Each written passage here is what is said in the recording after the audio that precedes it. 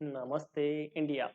Ji guys, my name is Jujhar Singh and आज जो अपन बात करने वाले हैं वो करने वाले हैं सीएस एग्जीक्यूटिव की, जहाँ पे आपका अकाउंटिंग की हम बात करेंगे। अकाउंटिंग में जो बात करने वाले हैं वो करने वाले हैं आपकी अकाउंटिंग स्टैंडर्ड की।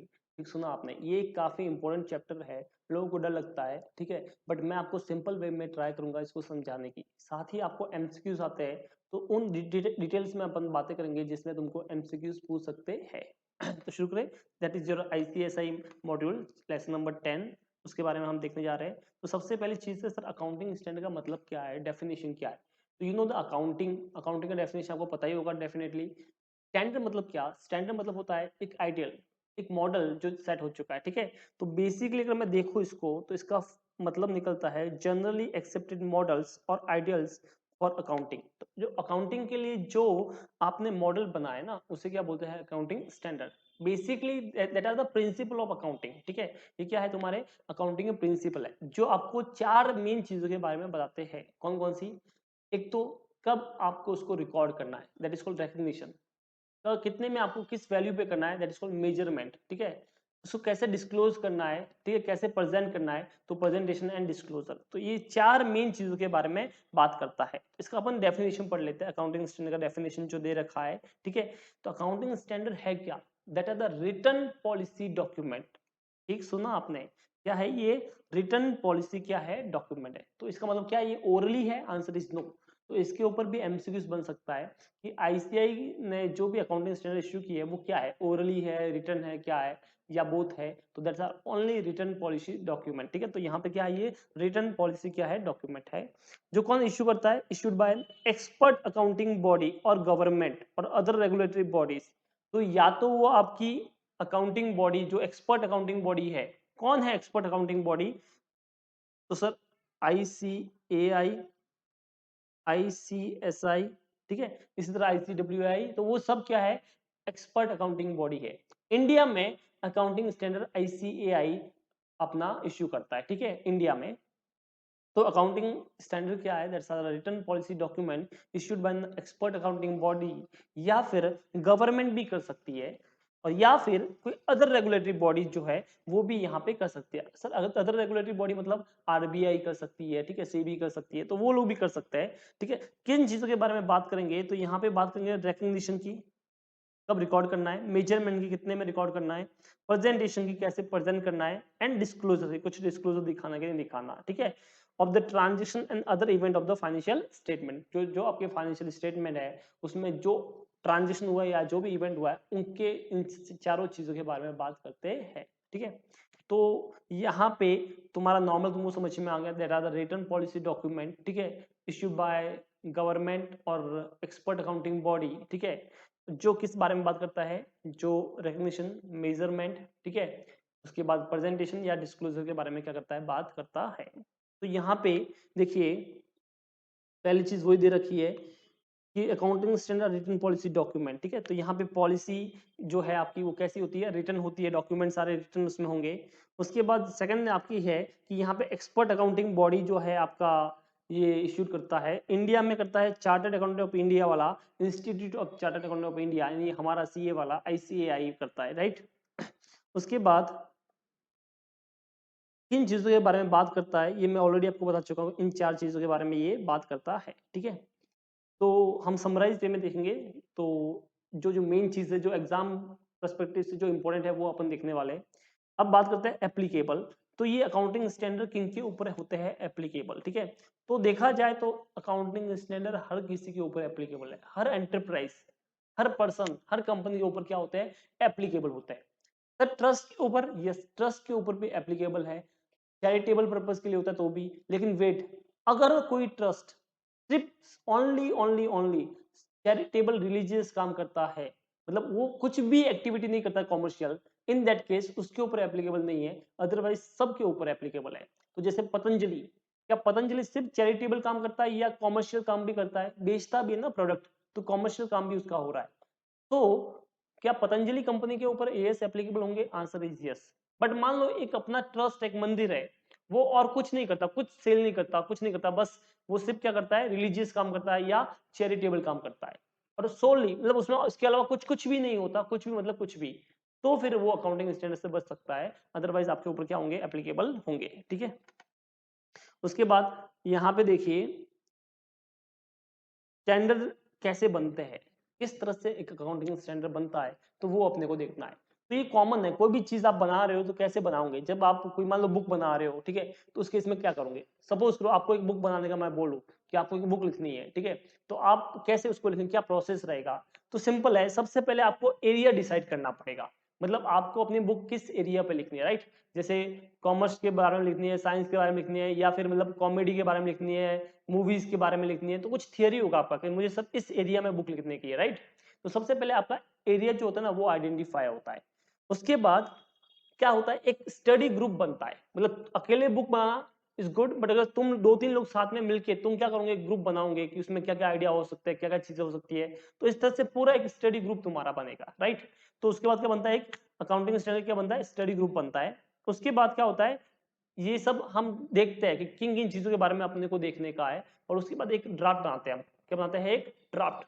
तो एक ड्राफ्ट बना लेंगे कि मतलब एक रफली अपन क्या करेंगे, एक नोटबुक में अपन वो लिख देंगे चीजें जो अपने को बुक में छापने की है, मतलब तुम जो बुक बनाओगे, आई डोंट थिंक तुम डायरेक्ट बुक बना लोगे, तुम सबसे पहले उसको एक रफली बुक में लिखोगे कि ये चीज इसमें होनी चाहिए, राइट।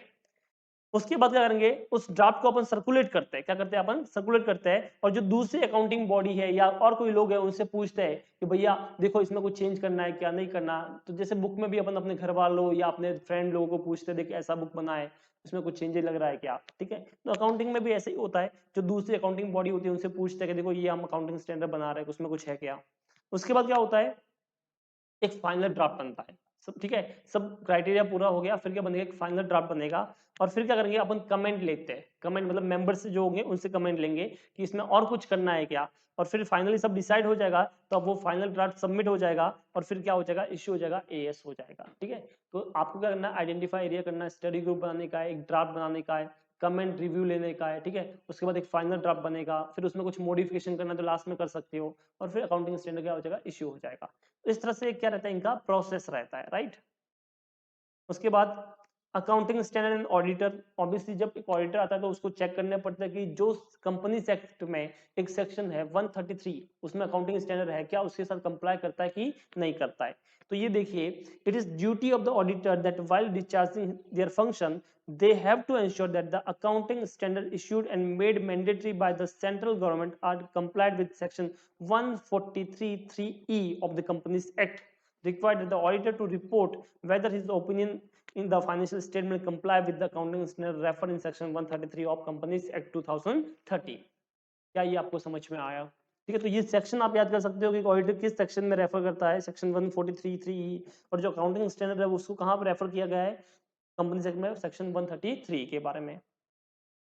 उसके बाद ऑडिटर रिपोर्ट का जो सेक्शन होता है, थिंक आप देख लेना, ठीक है, ये सेक्शन दे रखा है। उसके बाद कुछ बेनिफिट होता है, एडवांटेज होता है, क्या एडवांटेज होता है अकाउंटिंग स्टैंडर्ड के, तो इसमें क्या होता है, improvement of creditability and reliability of the financial statement. तो ऑब्वियसली जब अकाउंटिंग स्टैंडर्ड मतलब कुछ पर्टिकुलर रूल बनाए हो, अगर आप उसको फॉलो कर रहे हो तो लोगों का बिलीव जो है उसके ऊपर क्या होगा, बढ़ जाएगा, ठीक है। उसके बाद आप कंपेयर कर पाओगे, क्या कर पाओगे, आप कंपेयर कर पाओगे कि अदरवाइज क्या होता है, मैं कुछ अलग पॉलिसी फॉलो कर रहा हूँ और मेरा पड़ोसी जो सेम बिजनेस कर रहा है वो कुछ अलग पॉलिसी फॉलो कर रहा है। तो ऐसा भी हो सकता है कि मेरा जो प्रॉफिट है वो एज कम्पेयर टू अदर ज्यादा होगा, क्योंकि मैंने सिर्फ अपनी अकाउंटिंग पॉलिसी चेंज की है उसकी वजह से। तो ये चीज को भी डिस्क्लोज करना पड़ेगा, दिखाना पड़ेगा, ठीक है। तो ऑब्वियसली इससे क्या होता है, कंपेरिजन हो पाता है। Benefit to the accountant and auditor, उनको पता चलता है कि फ्रॉड हो रहा है कि नहीं हो रहा है, उन सबसे उनको आइडेंटिफाई अपन कर सकते हैं। कुछ चीजों के बारे में एडिशनल डिस्क्लोजर देना पड़ता है, ठीक है। इसमें इवैल्यूएशन ऑफ मैनेजरियल एबिलिटी हो सकता है, हेल्पफुल फॉर द गवर्नमेंट होता है, रिफॉर्म इन अकाउंटिंग थियरी। तो ये सब बेसिकली तुमको इसमें से एमसीक्यूज आने के चांसेस कम है, ठीक है। बस तुमको पता होना चाहिए, बेसिक आइडिया होना चाहिए कि कब क्या क्या होता है। डिसएडवांटेज, इसको देख लो क्योंकि इसमें तीन ही डिसएडवांटेज दे रखी है आपके मॉड्यूल में, तो हो सकता है एग्जाम में तीन के साथ में एक और आ जाए और फिर पूछ ले which of the is not the disadvantage, ठीक है। तो यहाँ पे आपको देखना पड़ेगा डिफिकल्ट चॉइस, ठीक है। डिसएडवांटेज क्या है इसका, एक तो डिफिकल्ट चॉइस है, क्या है ये, डिफिकल्ट चॉइस है, कौन सा एज कहाँ पे एप्लीकेबल होगा, किस तरह से अपने को हैंडल करना है वो वाला। मैकेनिकल चॉइस मतलब वो फ्लेक्सिबल नहीं होता है, एक बार आपने कर लिया तो फिर आप चेंज भी नहीं कर पाते, तो वो सब तकलीफ होती है। और बोलता है कि लॉ से बड़ा नहीं है, तो कभी अकाउंटिंग और एएस में झगड़ा हुआ, अकाउंटिंग और एएस में झगड़ा हुआ तो एएस जीतता है, अकाउंटिंग स्टैंडर्ड जीतता है। बट अकाउंटिंग स्टैंडर्ड और लॉ में झगड़ा हुआ तो बेटा लॉ जीतता है। समझ में आया? तो कभी भी अकाउंटिंग स्टैंडर्ड जो है ना, कभी ओवरराइड नहीं कर सकता लॉ को। ये एक इंपॉर्टेंट क्वेश्चन हो गया एग्जाम के लिए तुम्हारा। क्या एक अकाउंटिंग स्टैंडर्ड ओवरराइड कर सकता है लॉ को? Answer is no. तो ये देखिए, the accounting standard can not override the statute and have to be frame within the bound of prevailing statute. ठीक है, तो आप कभी भी ओवर अकाउंटिंग स्टैंडर्ड लॉ को चेंज नहीं कर सकता। तो लॉ ने बोला वो फाइनल हो गया। ओके, ये आपके एडवांटेज डिसएडवांटेज हो गए। हाउ मेनी अकाउंटिंग स्टैंडर्ड, अभी तक कितने अकाउंटिंग स्टैंडर्ड इश्यू किए गए? तो अभी तक आईसीआई ने 32 अकाउंटिंग स्टैंडर्ड इश्यू किए। तो अगर मैं इश्यूड वर्ड लिखता हूं, इश्यूड, तो बेटा 32 कितने इश्यूड किए? 32। ठीक है, लेकिन उसमें से कुछ विड्रॉल हो गए। क्या हो गए? कुछ क्या हो गए? विड्रॉल अकाउंटिंग स्टैंडर्ड तुम्हारे हो गए, मतलब वापस ले लिए गए। कौन कौन से थे वो था पहला अकाउंटिंग स्टैंडर्ड था जिसका नाम था AS6, अकाउंटिंग फॉर डेप्रिसिएशन। याद रखना तुमको, AS6 जो था वो विड्रॉल हो गया। क्यों? क्योंकि सेम चीज बात कर रहा था AS10, तो उसमें मर्ज हो गया। देखो, अगर मैं तुमको कोई चीज स्टार्ट में बताऊं और फिर वापस सेम चीज बाद में वापस उसी में बताओ, तो दो बार क्यों बताने का? तो ये भी बोलता है बेचारे बच्चों को इतना क्यों पढ़ाने का। जब AS6 डेप्रिसिएशन के बारे में बात करता है और AS10 भी डेप्रिसिएशन के बारे में बात करेगा, तो AS10 में उसको मर्ज कर लो। तो AS6 को मर्ज कर लिया किसमें? AS10 में, तो एक तरह से वो हट गया। इसी तरह एक और AS था, AS8, accounting standard 8, that is accounting for research and development. ठीक है, क्या हुआ कि वो भी बात कर रहा था research and development, that is all about intangible asset. तो वो इनटेंजिबल असेट था, उसके बारे में तुम्हारा दूसरा एएस था AS26, तो ये उसमें मर्ज हो गया। सो ये दोनों एएस, इन दोनों एएस में क्या हो गए? मर्ज हो गए। AS6 किस में मर्ज हुआ? AS10 में। और AS8 किस में मर्ज हुआ? AS26 में। इसका मतलब AS10 और AS26 अभी भी है, AS6 और 8 नहीं है। क्या ये तुमको समझ में आया? तो दो एएस तो यहां से हट गए क्योंकि वो क्या हो गए? मर्ज हो गए। कितने बच गए? 30। 30 में से तुम्हारे लास्ट में 3 ईयर्स थे, AS30, 31 एंड 32। ये 3 ईयर्स थे जो थे अबाउट द फाइनेंशियल इंस्ट्रूमेंट। किसके बारे में थे? फाइनेंशियल इंस्ट्रूमेंट के बारे में। ये आईसीआई ने विड्रॉल कर दिए, ये विड्रॉल हो गए। ठीक है, तो 2006 में इसने क्या कर लिया? आईसीआई ने क्या कर लिया? इसको क्या कर लिया? विड्रॉल कर लिया। सॉरी 16 में विड्रॉल कर लिए। तो 2016 में क्या हो गया? ये तुम्हारे अकाउंटिंग स्टैंडर्ड क्या हो गए बेटा? विड्रॉल हो गए। ठीक है, 2016 में क्या हो गया? ये तीनों एज क्या हो गए? विड्रॉल हो गए। तो अगर 30 में से 3 और चले गए तो आज की डेट में कितने इफेक्टिव एएस है? 27। तो अगर ऐसा एग्जाम में आया, how many AS issued by the ICI, तो 32। But how many AS are effective या एक्टिव इन इंडिया, तो 27। अंडरस्टूड? तो अगर ऐसा पूछा कितने एएस अभी तक है, तो हमको कितना लेना है? 27। ठीक है, तो एट प्रेजेंट में 27 ही है। ऐसा भी पूछ लिया एट प्रेजेंट करंट में कितना एएस है, तो 27। अगर वर्ड आया इश्यूड, तो तुमको बोलना है 32। ओके, चलो उसके बाद ये लिस्ट दे रखी है, टोटल जो भी एएस थे सबके नाम दे रखे हैं। ठीक है, ये नाम आपको याद कर लेने के हैं। ठीक है, एक आध क्वेश्चन आ सकता है एएस के नाम पे। उसके बाद एप्लीकेबिलिटी, किसके ऊपर एप्लीकेबल होता है? तो मैंने आपको स्टार्ट में बताया था हर किसी के ऊपर क्या है? एप्लीकेबल है। तो यहाँ पे एंटिटी को, मतलब एंटरप्राइज को, कंपनीज, दुकानों को, सबको मैं दो पार्ट में बांटता हूँ। फर्स्ट कॉर्पोरेट एंटिटीज और दूसरी non corporate entities. Corporate entities मतलब यानी कंपनीज की बात कर रहा हूँ, नॉन कॉर्पोरेट मतलब कंपनी को छोड़कर। तो कंपनी में दो पार्ट में फिर कंपनी को बांटा। तो पहले मैंने एंटिटीज को दो पार्ट में बांटा, कॉर्पोरेट और नॉन कॉर्पोरेट। फिर कॉर्पोरेट वाले को फिर दो पार्ट में बांटा, एसएमसीज और नॉन एसएमसीज। ये क्या होता है sir? Small and medium enterprise. क्या बोला मैंने? स्मॉल एंड मीडियम कंपनीज अगर मैं बोलूं तो। और नॉन एसएमसी मतलब बड़ी कंपनियां। तो ये छोटू कंपनियां, छुटकू कंपनियां, चुटकू। कौन सी कंपनी है ये वाली? चुटकू कंपनी है, चुटकू कंपनी, ये चुटकू वाली है। ठीक है, और ये कौन सी कंपनी है? बड़ी कंपनियां। तो ये बड़े लोग हैं नॉन एसएमसी, और एसएमसी कौन है? छोटे लोग हैं। तो पहले इनके बारे में पढ़ते हैं, कैसे पता चलेगा ये छोटू है, कौन सा पता चलेगा ये बड़ा है। ठीक है, तो कॉर्पोरेट एंटिटीज को मैं देखिए स्मॉल एंड मीडियम कंपनीज, जिसके बारे में हम बात करें एसएमसीज। तो ये देखिए, अगर ये कंडीशन सेटिस्फाई होती है तो कंपनी को छोटी कंपनी बोलेंगे।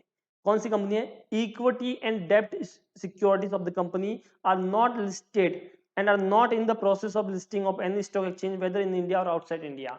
मतलब आपकी कंपनी का शेयर लिस्टेड नहीं होना चाहिए तब तुम छोटे हो। समझ में आया? आपकी कंपनी का शेयर लिस्टेड नहीं होना चाहिए तब आप छोटे हो। तो अगर आपकी कंपनी का शेयर लिस्टेड हो गया तो आप बड़ी कंपनी हो, जैसे रिलायंस, टाटा, वो सब बड़ी कंपनियां है, तो वो नॉन एसएमसीज में आती है, एसएमसीज में नहीं आएगी। Company is not a bank और फाइनेंशियल इंस्टीट्यूशन और इंश्योरेंस कंपनी। तो आप बैंक भी नहीं होने चाहिए, आप आप इंश्योरेंस कंपनी भी नहीं होने चाहिए, आप फाइनेंशियल इंस्टीट्यूशन एनबीएफसी भी नहीं होने चाहिए। समझ में आया? तो आप ये भी नहीं होने चाहिए। अगर आप ये हो तो फिर आप बड़े हो गए। आगे बोलते company turnover does not exceed 50 crore in immediately preceding the financial year. आपकी कंपनी का टर्नओवर 50 करोड़ से ज्यादा नहीं होना चाहिए। समझ में आया? अगर 50 करोड़ से ज्यादा हो गया तुम बड़े लोग बन गए। कौन बन गए तुम? बड़े लोग। तो आपकी कंपनी का टर्नओवर 50 करोड़ से ज्यादा नहीं होना चाहिए। Company does not have the borrowing including the public deposit exceeding 10 crore at any time during the immediately preceding accounting year. पूरे साल में कभी भी आपका जो बोरोइंग है, बोरोइंग यानी लोन, साथ में पब्लिक डिपॉजिट भी अगर मान लो आपने लिया है, तो वो 10 करोड़ से ज्यादा नहीं होना चाहिए। 9 करोड़ है तो कोई प्रॉब्लम नहीं है, 10 करोड़ तक है तो भी कोई प्रॉब्लम नहीं है, बट 10 करोड़ से ज्यादा नहीं होना चाहिए। समझ गए?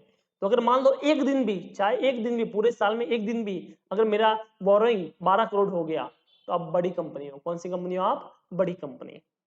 ठीक है। उसके बाद लास्ट में बोला कि आप किसी भी बड़ी कंपनी की सब्सिडी या होल्डिंग कंपनी नहीं होनी चाहिए।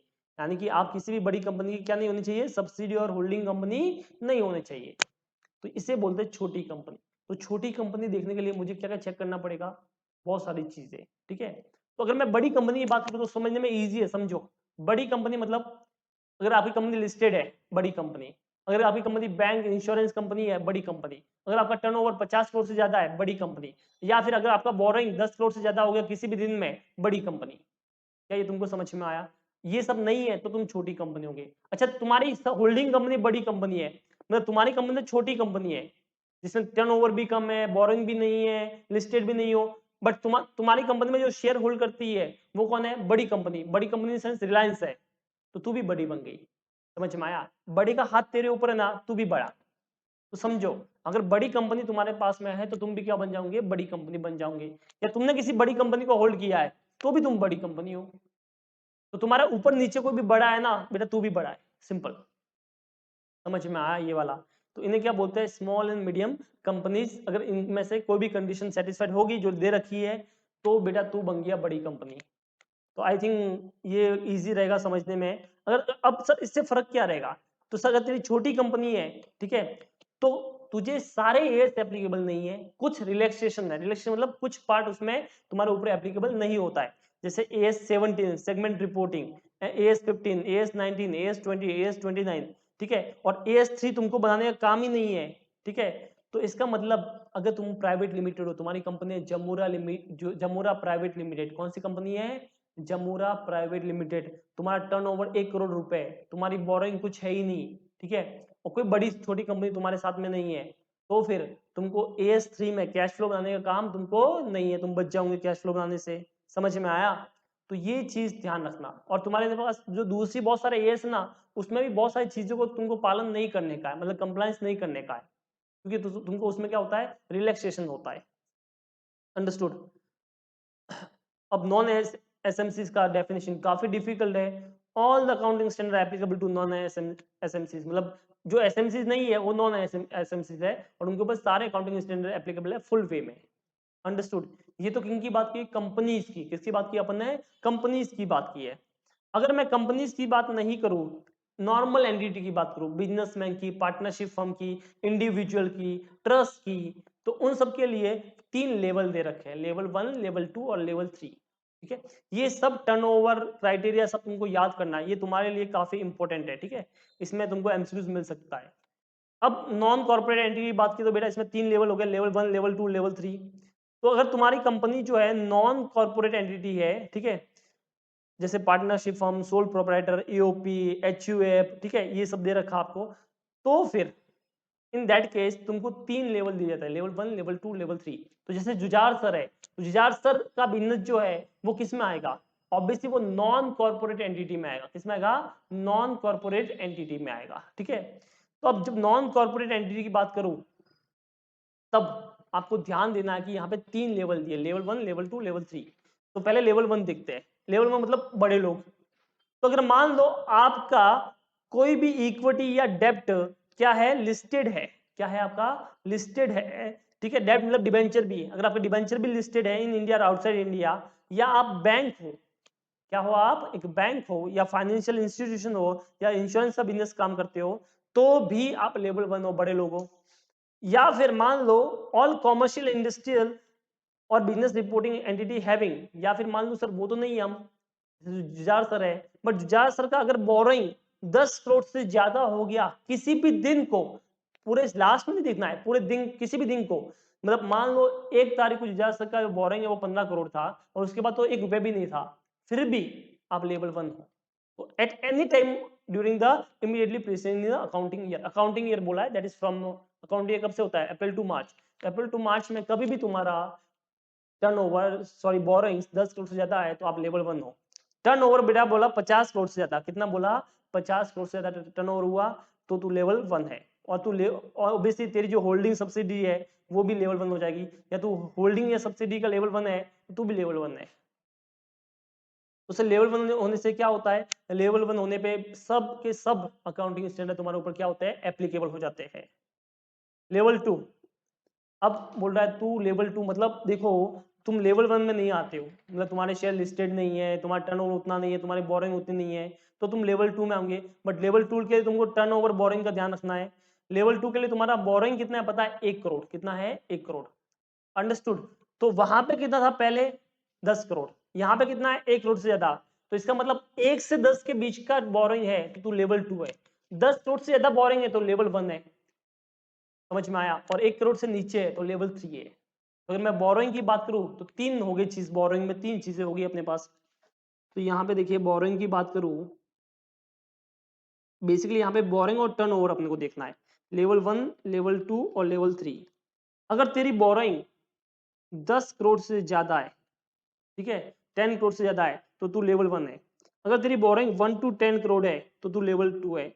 और 10 करोड़, 1 करोड़ से कम है, 1 करोड़ से तेरा बोरोइंग क्या है, लेस देन 1 CR, ठीक है, कभी भी, तो तू कौन से, लेवल 3 है।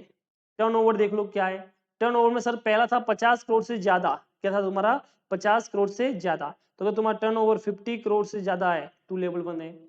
तेरा टर्नओवर 10 to 50 करोड़ है तू लेवल 2 है। और तेरा टर्नओवर 10 करोड़ से भी कम है तो तू क्या है, लेवल 3 है। समझ में आया ये वाला। तो टर्नओवर 10 करोड़ से ज्यादा है और 50 करोड़ से कम है तो तू लेवल 2 है। और लास्ट में दे रखा है इन सबको छोड़कर कौन सा बच गया, लेवल 3 बच गया, ठीक है। तो अब उनके ऊपर ये एएस क्या होते हैं, एप्लीकेबल होते हैं, ये नहीं होते, कुछ में कुछ पार्शियल एप्लीकेबल है, ठीक है। अगर तुम छोटे हो, लेवल 3 हो, तो तुमको बहुत सारे लेवल एएस में क्या होती है, एग्जेम्पशंस होती है तुमको। अब यहाँ पे वापस दे रखा है तो तुमको इसमें बेसिकली याद क्या करना है, तुमको ये सब चीजें याद करनी है, level 1, level 2, level 3, corporate non corporate का क्राइटेरिया पूरा, ठीक है, ये आपको अच्छे से याद करना है। उसके बाद यहाँ पे जो अपने पास आता है एप्लीकेबिलिटी, तो हम ऑलरेडी पढ़ चुके हैं, सारे के ऊपर एप्लीकेबल होता है, लेवल 1 के हिसाब से, लेवल 2, लेवल 3 के हिसाब से, ठीक है। अब यहाँ पे शुरू हो रहे तुम्हारे अकाउंटिंग स्टैंडर्ड, ठीक है। तो वैसे देखा जाए तो एक अकाउंटिंग स्टैंडर्ड एक दिन का होता है, बहुत सारी चीजें उसमें होती है, ठीक है। तो हर चीज अपन यहाँ पे नहीं पढ़ेंगे, और ऑब्वियसली क्योंकि यहाँ पे तुमको प्रैक्टिकल क्वेश्चन तो है ही नहीं, थियरी वाला पार्ट है। तो बेसिकली उस एस में है क्या, मैं एक हल्का सा आइडिया आपको दूंगा, ठीक है, 10-15 मिनट में, और उसको समझा दूंगा, और उसमें क्या क्या पूछ सकते हैं वो थोड़ा सा बता दूंगा, ठीक है। तो पहला है तुम्हारा AS1, accounting standard 1, that is your disclosure of accounting policy, ठीक है। अच्छा मैं सारे एएस नहीं कराऊंगा, मैं जो मेन एएस मुझे लगता है जो मेन है जिसमें पूछ सकते हैं वो एएस के बारे में अपन बात करेंगे। तो पहला है AS1, that is disclosure of accounting policy. ये क्या बोलता है कि आप जो भी अकाउंटिंग पॉलिसी फॉलो कर रहे हो उसको डिस्क्लोज करने का, राइट। अकाउंटिंग पॉलिसी मतलब वो रूल्स और मेथड जो आप फॉलो कर रहे हो अकाउंटिंग करते टाइम पे, उनको आपको डिस्क्लोज करना पड़ेगा। अब यहाँ पे एक चीज आती है कि क्या आप अकाउंटिंग पॉलिसी में चेंज कर सकते हो, आंसर है यस, बट कब, 3 चीजें ध्यान में रखना। जब लॉ बोलता है, कौन बोलता है, लॉ बोलता है, तब आप ये अकाउंटिंग पॉलिसी में चेंज कर सकते हो। जब अकाउंटिंग स्टैंडर्ड बोलता है तब आप अकाउंटिंग स्टैंडर्ड में, अकाउंटिंग पॉलिसी में चेंज कर सकते हो। या बेटर प्रेजेंटेशन होगा, क्या होगा, बेटर प्रेजेंटेशन, तब आप चेंज कर सकते हो। बस ये 3 चीजें हैं, तब आप अकाउंटिंग पॉलिसी चेंज कर सकते हो, अदरवाइज नहीं कर सकते। सर अकाउंटिंग पॉलिसी मतलब method of accounting, method of valuation of inventories, method of valuation of investment, वो सब चीजें होती है, ठीक है। तो यहाँ पे देखिए हम किन चीजों के बारे में बात कर रहे हैं। Accounting policy are specific accounting principle and the method of applying those principle adopted by an enterprise in the preparation and presentation of the financial statement, ठीक है। तो एमसीक्यूज में भी आ सकता है कि क्या होता है ये अकाउंटिंग प्रिंसिपल और मेथड होता है, ठीक है। तो accounting principle and method known as a accounting policy, accounting document, ऐसा कुछ भी बोल सकते हैं। तो आपको पता होना चाहिए accounting principle and method are called accounting policies. All the significant accounting policy should be disclose, सारी की सारी पॉलिसी आपको करनी चाहिए, डिस्क्लोज करनी चाहिए। Such disclosure form a part of the financial statement, ये क्या बैलेंस शीट में आएगी? यस आएगी। कहां पे आएगी? नोट्स टू अकाउंट में। कहां पे आती है तुम्हारी? नोट्स टू अकाउंट में ये आती है। और लास्ट मेन चीज, सारे डिस्क्लोजर एक जगह पे होने चाहिए। सारे डिस्क्लोजर कहां पे होने चाहिए? At the one place. तो इधर उधर नहीं लिखने हैं, एक जगह पे लिखने के हैं। Specific disclosure for the adoption of the fundamental accounting assumption is not required. This is a very important point. 3 fundamental accounting assumption है तुम्हारी, 3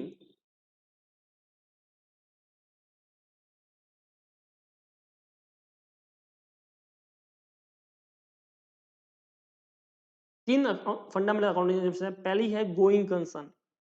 कौन सी है तुम्हारी? Going concern. तुमको पता होगा बिजनेस चलता है, चलता रहेगा, चलता रहेगा, गोइंग कंसर्न फंडामेंटल है। उसके बाद अक्रूवल, और थर्ड है तुम्हारा कंसिस्टेंसी। तो अगर तुम ये फॉलो कर रहे हो तो तुमको डिस्क्लोजर नहीं देने का है, समझ गए। तो अगर तुम गोइंग कंसर्न फॉलो कर रहे हो, तुमको दिखाने का नहीं है। तुम अगर अक्रूवल सिस्टम फॉलो कर रहे हो, तुमको नहीं दिखाने का है। तुम कंसिस्टेंसी, जो लास्ट टाइम मेथड फॉलो की थी वही मेथड ये टाइम भी फॉलो कर रहे हो, तुमको नहीं दिखाने का है। बट अगर ये फॉलो नहीं कर रहे हो तो दिखाने का है। तो सोचो, अगर ऐसा लिखा तुम्हारी कंपनी बंद होने वाली है, क्या इस चीज को सेपरेट दिखाना पड़ेगा? यस।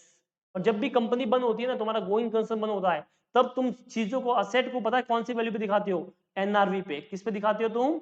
एनआरवी पे, नेट रियलाइजेबल वैल्यू। तो ये भी नोट डाउन कीजिए। अगर आप गोइंग कंसर्न फॉलो नहीं करते हो तो आपको इस चीज का डिस्क्लोजर देना पड़ेगा। साथ ही में आप अपनी फिक्स असेट को, आप अपने स्टॉक को कौन सी वैल्यू पे दिखाओगे? NRV, net realisable value. तो नॉर्मली फिक्स असेट कॉस्ट पे आती है, बट जब आप गोइंग कंसर्न फॉलो नहीं करोगे तब एनआरवी पे दिखाना पड़ेगा। नॉर्मली स्टॉक कॉस्ट और एनआरवी व्हिचएवर इज लोअर पे आता है, बट जब आप गोइंग कंसर्न फॉलो नहीं करते हो तब आपको एनआरवी पे दिखाना पड़ेगा, राइट। Second, accrual. तो अगर तुम अक्रूवल सिस्टम फॉलो कर रहे हो तो तुमको चिल्ला चिल्ला के नहीं बताने का मैं अक्रूवल फॉलो कर रहा हूँ, मैं अक्रूवल फॉलो कर रहा हूँ। बट तुम कैश सिस्टम फॉलो कर रहे हो तो तुमको चिल्ला चिल्ला के क्या बताने का है? कि मैं कैश सिस्टम फॉलो कर रहा हूँ। तुम मेथड चेंज नहीं कर रहे हो, तुमको कुछ नहीं बोलने का है। बट तुमने एसएलएन से डब्ल्यूडीवी, फिफो से लिफो, लिफो से वेटेड एवरेज चेंज की है, तो तुमको चिल्ला चिल्ला के बोलना है कि मैंने चेंज की है। समझ में आया? तो अगर तुम फॉलो कर रहे हो तो दिखाने का काम नहीं है, बट फॉलो नहीं कर रहे तो दिखाना पड़ेगा, right. Disclosure of accounting policy cannot be remedy a wrong or inappropriate treatment of an item of the accounts, ठीक है। तो ये तो नॉर्मल चीज होगी। तो ये था तुम्हारा AS1। तो इसमें फंडामेंटल अकाउंटिंग एजम्पशन कौन कौन सी होती है ये याद रखना, कब इनको डिस्क्लोज करने का कब नहीं करने का वो चीज ध्यान रखना, ठीक है। जब गोइंग कंसर्न फॉलो नहीं होता तब तुम चीजों को एनआरवी पे दिखाते हो, ये ध्यान रखना। ये है तुम्हारा AS1।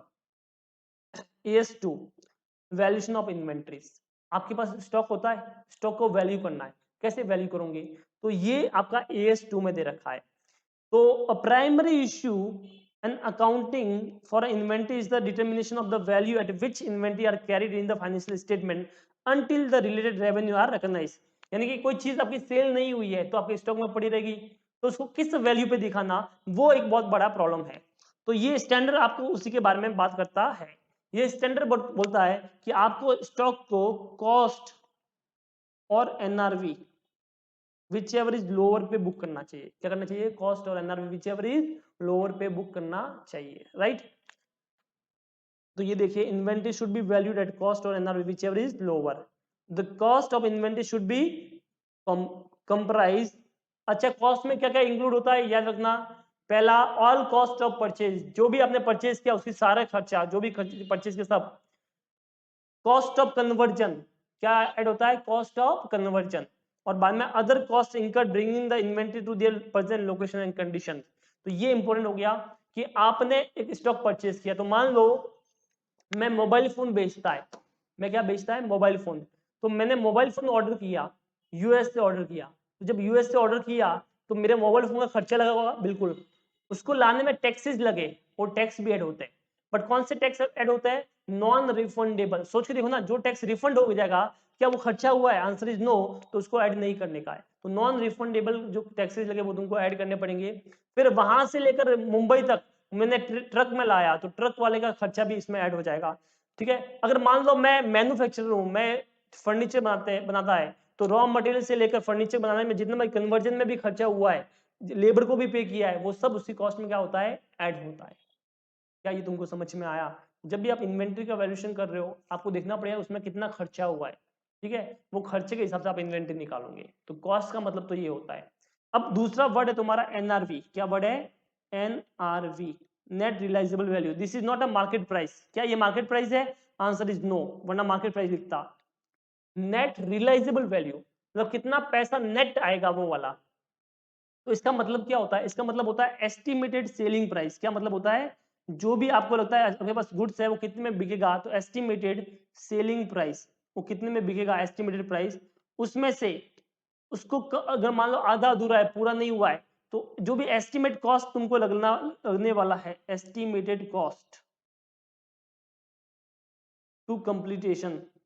अगर मान लो आपके पास स्टॉक है, वो मेरे पास फर्नीचर पड़ा है, ठीक है, बट वो फर्नीचर पूरा बना बनाया नहीं है, बट मुझे स्टॉक में दिखाना पड़ेगा, बिकॉज स्टॉक में क्या क्या इंक्लूड होता है, raw material, work in progress, finish good, loose tools, spare part, ठीक है, स्पेयर पार्ट जो होते हैं वो स्पेयर पार्ट्स वो भी इंक्लूड होते हैं। तो यहाँ पे मान लो मेरा फर्नीचर का बिजनेस है, मेरा कुछ फर्नीचर अभी तक बन के रेडी नहीं है, अब मुझे स्टॉक में तो दिखाना पड़ेगा। तो जब स्टॉक में दिखाऊंगा तो उनका सेलिंग प्राइस मान लो मुझे लगता है 1 लाख रुपए, तो मैंने बोला 1 लाख सेलिंग प्राइस होगा, तो बिकेगा तो इतना पैसा आएगा। बट अभी तक वो पूरा नहीं है, तो उसके ऊपर 20,000 रुपए का खर्चा और करना बाकी है, तो इसमें से 20,000 का खर्चा और कर लूंगा माइनस, तो जाके मेरा कितना पैसा मेरे पास आने वाला है, 80,000 रुपए। तो उसका रियल में वैल्यू कितना हो गया, 80,000 रुपए, उसी को बोलते हैं एनआरवी। तो ये है तुम्हारा AS2 अकाउंटिंग स्टैंडर्ड 2। क्या ये तुमको समझ में आया, ठीक है। तो ये हो गया आपका AS2। उसके बाद है तुम्हारा AS3, that is cash flow statement. कौन सा है तुम्हारा, कैश फ्लो स्टेटमेंट। ये तो ऑलरेडी अपन चैप्टर कर चुके हैं, तो जिन लोगों ने नहीं पढ़ा वो कैश फ्लो स्टेटमेंट को चैप्टर को रेफर कर सकता है। उसमें कैश एंड कैश इक्विवेलेंट में कौन कौन सी चीजें आती है, कितने डेज क्राइटेरिया होता है, वो सब आपको यहाँ पे रेफर करना चाहिए। उसके बाद AS4 है आपका,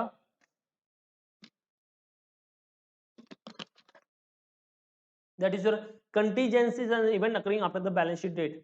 तो यहाँ पे हम उन इवेंट की बात करते हैं जो बैलेंस शीट डेट के बाद आते हैं। सर वो क्यों करने का, सुनो, उसका एक एएस बना हुआ है कि मान लो कोई चीज है, ठीक है, 31 मार्च तुम्हारा खत्म हो गया, तो क्या 31 मार्च को रात को 12 बजे डायरेक्ट बैलेंस शीट बन के रेडी होती है क्या, आंसर इज नो। 31 मार्च को रात को 12 बजे बैलेंस शीट बन के कभी रेडी नहीं होती है, क्योंकि बैलेंस शीट को बनाने में, अकाउंटिंग करने में थोड़ा टाइम जाएगा। तो मान लो 3 महीने लग जाते हैं अपने को। अब उस 3 महीने के पीरियड में कुछ इवेंट हो गया, कुछ हादसा हो गया, तो क्या उस बैलेंस शीट में अपने को उसको रिकॉर्ड करना चाहिए कि नहीं करना चाहिए, वो ये AS4 बोलता है। तो ये बोलता है कि देखो, जो भी तुम्हारा बैलेंस शीट डेट के बाद इवेंट जो हुआ, वो दो तरह के इवेंट होते हैं। एक को बोलते हैं एडजस्टिंग इवेंट, और दूसरे को बोलते हैं नॉन एडजस्टिंग इवेंट। क्या बोलते हैं, एक को बोलते हैं एडजस्टिंग इवेंट और दूसरे को क्या बोलते हैं, नॉन एडजस्टिंग इवेंट। अगर 31 मार्च को तुम्हारे पास कुछ कंडीशन थी, या वो एस्टिमेट बेस पे था, या तो वो एस्टिमेट बेस पे था, या तुम्हारे पास कुछ कंडीशन थी कैसा होने वाला है, तब तो तुम उसका एडजस्टमेंट कर लेना, उसे बोलते हैं एडजस्टिंग इवेंट। बट अगर 31 मार्च को तुमको कोई आइडिया नहीं था कैसा होने वाला है, और वो ना चीज एस्टिमेट के बेस पे है, तो उसे बोलते हैं नॉन एडजस्टिंग इवेंट। क्या बोलते हैं उसे, नॉन एडजस्टिंग इवेंट। अंडरस्टूड। तो ये होता है एडजस्टिंग और नॉन एडजस्टिंग इवेंट। जो एडजस्टिंग इवेंट होता है उसका तो एडजस्टमेंट करते हैं बुक्स ऑफ अकाउंट में, मतलब उसको बुक्स अकाउंट में लिखते हैं। बट जो नॉन एडजस्टिंग इवेंट होता है उसको दिखाते हैं नोट्स टू अकाउंट में। उसको कहां पे दिखाते हैं, नोट्स टू अकाउंट में, ठीक है। ये हो गया तुम्हारा AS4।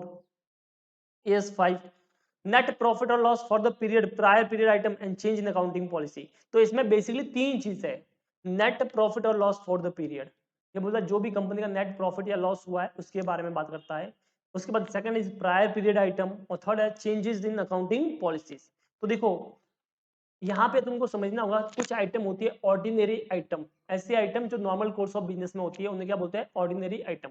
और एक होती है एक्स्ट्रा ऑर्डिनरी आइटम, ऐसी आइटम जिसके बारे में आप सोचते नहीं हो, जैसे आग लग गई, क्या ये नॉर्मल एक्टिविटी है? नहीं, एक्स्ट्रा ऑर्डिनरी आइटम है। लॉस बाय थेफ्ट हो गया, एक्स्ट्रा ऑर्डिनरी है। आपको गवर्नमेंट ने आपको ग्रांट मिला था, पैसा दिया था, वो पैसा वापस हो गया, refund of government grant, extra ordinary item, ठीक है। तो इन सबको अपन क्या बोलते हैं? एक्स्ट्रा ऑर्डिनरी आइटम बोलते हैं। ये बोलता है ऑर्डिनरी आइटम को तो आप नॉर्मल पीएनएल में दिखा दो, कोई प्रॉब्लम नहीं है, जैसे सेल, परचेज, रेंट, ठीक है। बट जब भी एक्स्ट्रा ऑर्डिनरी आइटम होती है, आपको उसका सेपरेट डिस्क्लोजर देने का है, सेपरेट उसको दिखाने का है। यानी तुम्हारा loss by fire, loss by theft हुआ, ठीक है, तो आपको सेपरेट दिखाना पड़ेगा। Second is prior period item. Prior period मतलब पहले के पीरियड की आइटम। तो कोई लास्ट की कोई गलती हुई थी, कोई ओमिशन था, कोई लिखना भूल गए थे, या तुमने फ्रॉड किया था, तो कोई भी प्रीवियस ईयर का कोई चीज है, कोई भी प्रीवियस ईयर की कोई चीज है तुम्हारे पास और करंट ईयर में मिली है, तो लास्ट ईयर में सेल लिखना भूल गया, लास्ट ईयर में रेंट लिखना भूल गया, लास्ट ईयर में सैलरी लिखना भूल गया, तो ये जो है इसे क्या बोलते हैं? Prior period item. तो कोई भी प्रीवियस पीरियड का कोई एरर है, कोई ओमिशन हुआ है, तो उसे अपन नाम बोलते हैं प्रायर पीरियड आइटम। तो जब भी कोई प्रीवियस ईयर का फिगर तुमको अभी मिल जाए, तो उसे नाम देना है प्रायर पीरियड आइटम, और उसको सेपरेट दिखाना है, मतलब जो तुम्हारा नॉर्मल एक्टिविटी है उसमें नहीं दिखाने का, उसको सेपरेट डिस्क्लोजर दिखाने का है कि ये प्रीवियस ईयर की गलती है जो अभी हम सुधार रहे हैं। अंडरस्टूड? ताकि यूजर को पता चलेगा कि इसमें कितना प्रीवियस ईयर का लिंक है।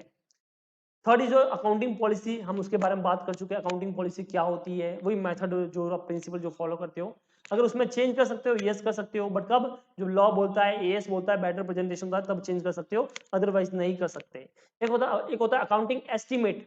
एस्टिमेट समझते हो? बहुत सारी चीजें अपने को पता नहीं होती है तो हम एस्टिमेट करते हैं। जैसे एक असेट का यूजफुल लाइफ, क्या तुमको पता है कि असेट उतनी ही चलेगी? आपने एस्टिमेट किया।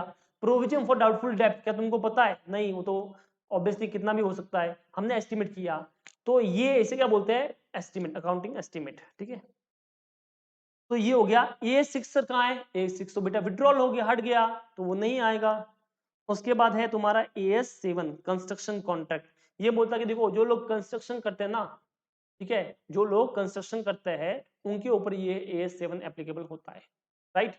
अब इसमें क्या होता है, आप रेवेन्यू को कैसे बुक करोगे? तो इसमें दो मेथड होती है। एक तो होता है जब तुम्हारा काम कंप्लीट हो जाए तब बुक करो।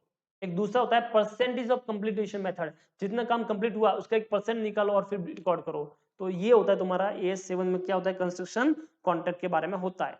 तो देखो इसमें क्या बात कर रखी है, this the objective of this standard is to prescribe the accounting treatment of revenue and costs associated with the construction contract.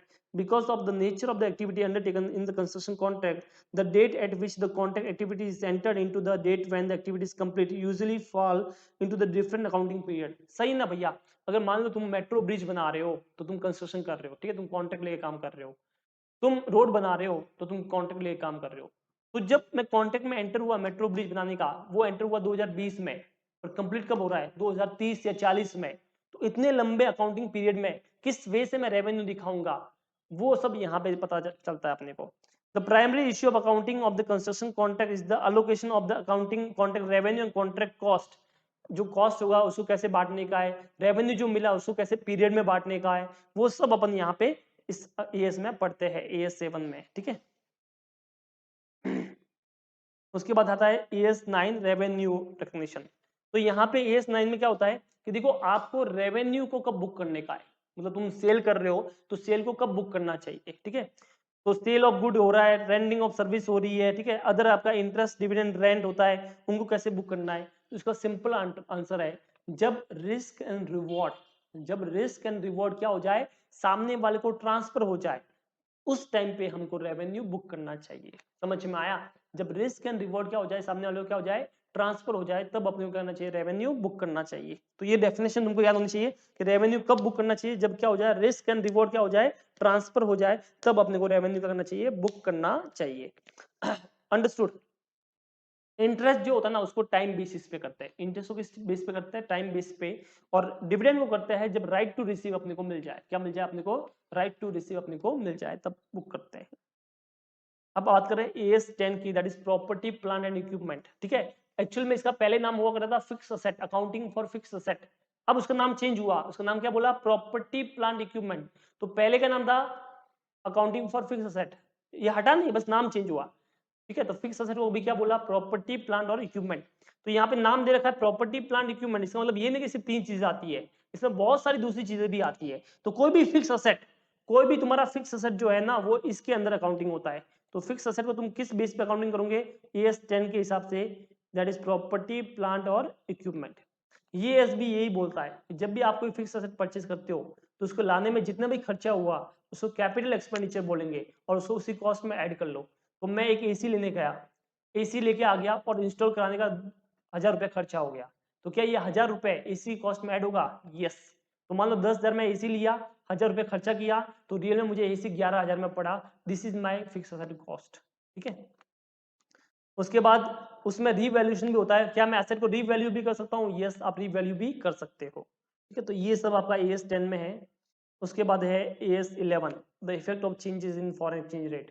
तो यहाँ पे क्या होता है कि आपने कोई लोन लिया है या आपने कोई ट्रांजेक्शन किया है, बट इंडिया में नहीं किया, आउट ऑफ इंडिया किया, फॉरेन में किया है, तब यहाँ पे आपका आता है एएस 11 और उसे क्या बोलते हैं, फॉरेन एक्सचेंज रेट वाला, ठीक है। इसमें 3 चीजें आती है बेसिकली, एक तो फॉरेन करेंसी ट्रांजेक्शन किया है, एक फॉरेन में मान लो मेरा बिजनेस है, फॉरेन ऑपरेशन, एक फॉरवर्ड कॉन्ट्रैक्ट, 3 चीजें इसमें आती है बेसिकली।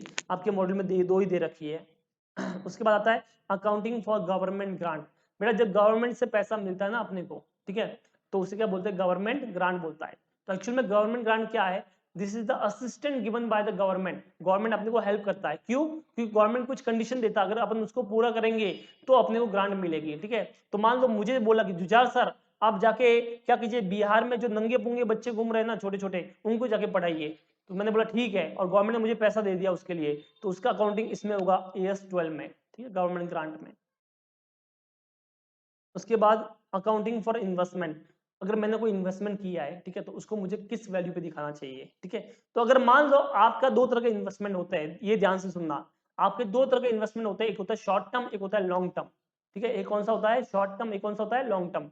अगर मैंने इन्वेस्टमेंट किया और उस दिन से मैं सोचता हूँ कि इसको 12 महीने तक अपने पास में रखूंगा, तो बोलेंगे शॉर्ट टर्म, मतलब 12 महीने में बेच दूंगा, सॉरी, तो उसे क्या बोलेंगे, शॉर्ट टर्म। पर अगर आपको लगता है कि 12 महीने के बाद मैं उसको बेचूंगा, तो उसे क्या बोलेंगे, लॉन्ग टर्म। शॉर्ट टर्म जो होता है वो कॉस्ट और fair value whichever is lower पे होता है, सुनो ध्यान से, कॉस्ट और fair value whichever is lower पे शॉर्ट टर्म होता है। बट लॉन्ग टर्म जो होता है वो हमेशा कॉस्ट पे होता है, वो किस पे होता है, कॉस्ट पे। तो ये आप सब लिखते जाओ, शॉर्ट टर्म जो होगा वो किस पे होगा, कॉस्ट और fair value whichever is lower. Long term किस पे होता है, हमेशा कॉस्ट पे। पर अगर आपका लॉन्ग टर्म में कोई परमानेंट डिक्लाइन हो जाए, तो आपको उस डिक्लाइन का वैल्यू कम कर लेने का है, सर समझा नहीं। तो मान लो मैंने क्या किया, मैंने जेट एयरवेज के शेयर में इन्वेस्ट किया और मुझे लगता है कि मैं 10 साल तक इसके शेयर को बेचूंगा नहीं, तो कौन सा हो गया, सर लॉन्ग टर्म। तो इसका जो कॉस्ट होगा ना वही मेरी बुक्स ऑफ अकाउंट में आएगा, मेरी बैलेंस शीट में वही दिखेगा। बट जेट एयरवेज में गड़बड़ हो गई, ठीक है, क्योंकि वहां पे आपको पता है घपला हो गया, ऐसा कुछ हो गया, तो अब क्या हुआ, उसका शेयर का वैल्यू मतलब परमानेंट नीचे आ गया। अब जो नीचे आया ना, जितना वैल्यू कम हुआ ना, उतने से मैं क्या कर सकता हूँ, उसका वैल्यू कम कर सकता हूँ, कॉस्ट को कम कर सकता हूँ, ठीक है। उसके बाद अमालगमेशन में क्या होता है, एक कंपनी दूसरी कंपनी को परचेज करती है, ठीक है, मतलब तुम और मैं मिलके हम बन जाते हैं, ठीक है। एक कंपनी ए, एक कंपनी है बी, और अब नई कंपनी बन गई ए बी, दोनों को मर्ज करके, तो उसे बोलते हैं अमालगमेशन। एम्प्लॉय बेनिफिट में क्या होता है, कंपनी के मान लो कोई एम्प्लॉय है, जैसे एम्प्लॉय है तो उनका पीएफ होता है, उनका ग्रेजुएटी फंड होता है, उसकी अकाउंटिंग सारी इसमें होती है। बोरोइंग कॉस्ट में क्या होता है कि आपने कोई लोन लिया है, ठीक है, और आपकी असेट जो है क्वालिफाइंग असेट है। सर क्वालिफाइंग असेट मतलब ऐसी असेट जो बनने में टाइम लेती है, ठीक है। तो जो आपका इंटरेस्ट लग रहा है, जो आपने लोन का पैसा पे किया है, जो लोन लिया है उस पर जो इंटरेस्ट पे कर रहे हो, उसको प्रॉफिट एंड लॉस में नहीं दिखाएंगे, उसको उस असेट की कॉस्ट में क्या करेंगे, ऐड करेंगे। That is all about borrowing cost. उसके बाद सेगमेंट रिपोर्टिंग, कंपनी के अलग अलग सेगमेंट होते हैं, इसको अपन थोड़ा बाद में अलग से पढ़ेंगे। एएस18 में रिलेटेड पार्टी डिस्क्लोजर, ठीक है, आपकी जो रिलेटेड पार्टी, आपकी होल्डिंग कंपनी, आपकी सब्सिडी कंपनी, ऐसे लोग जो आपके में मोर देन 5% होल्ड करते हैं, उनका सेपरेट डिस्क्लोजर देना पड़ता है। एस19 में लीजिंग होता है, लीजिंग में क्या होता है, आप एक असेट को रियल में खरीद रहे हो पर दिखा रहे हो कि मैंने रेंट पे लिया, तो उसे बोलते हैं एस19 लीज वाला। एस20 ईपीएस, मतलब जो भी प्रॉफिट कमाया है वो divide by number of share कर लो, तो एक के हिस्से में कितना अर्निंग आया, उसे बोलते हैं EPS. ES21 is a separate chapter, consolidation financial statement तो आपका सेपरेट चैप्टर है। 22 में क्या होता है, accounting for taxes on income. इसमें तुमने पढ़ा होगा कि अकाउंटिंग में प्रॉफिट अलग होता है, इनकम टैक्स में अलग होता है, अकाउंटिंग में अलग, इनकम टैक्स में अलग। तो फ्यूचर में हो सकता है ज्यादा बढ़ना कम बढ़ना, तो वो सब इसमें अपन देखते हैं ES 22 में। ES 23 में ये तुम्हारा CFS वाला है, बट तुम्हारा एसोसिएट भी साथ में होता है। उसके बाद होता है डिसकंटिन्यू ऑपरेशन, तुम्हारा बिजनेस तुम फ्यूचर में बंद करने वाले हो, तो किस तरह से उसका डिस्क्लोजर करने का है, ये डिसकंटिन्यू ऑपरेशन में आता है। इंटरिम फाइनेंशियल रिपोर्टिंग में क्या होता है, आप बीच में 3 महीने 6 महीने में बैलेंस शीट बना रहे हो, तो कैसे बनाओगे, उसे ES 25 में होता है। इनटेंजिबल असेट, इसमें ऐसी असेट जो तुम्हारी क्या होती है इनटेंजिबल, उसकी कैसे रिकॉर्डिंग करनी है, वो सब यहाँ पे आता है। ES 27 में तुम्हारा financial reporting of interest in joint venture, तुमने जॉइंट वेंचर किया उसमें तुम्हारा कैसा इंटरेस्ट है वो सब दिखाया जाता है। ES 28 में इम्पेयरमेंट ऑफ असेट, ठीक है, आप असेट को रीवैल्यू कर सकते हो, तो उसका जो वैल्यू कम हुआ उसको कैसे आपको दिखाने का है, वो सब आता है। ES 29 में provision, contingent liability and contingent asset. देखो प्रोविजन क्या होता है कि आपको पता है कि एक फिक्स खर्चा तुम्हारा होने वाला है, तो उसके लिए तुम अभी से प्रोविजन बना लोगे, अभी से बुक कर लोगे, उससे बोलते हैं प्रोविजन।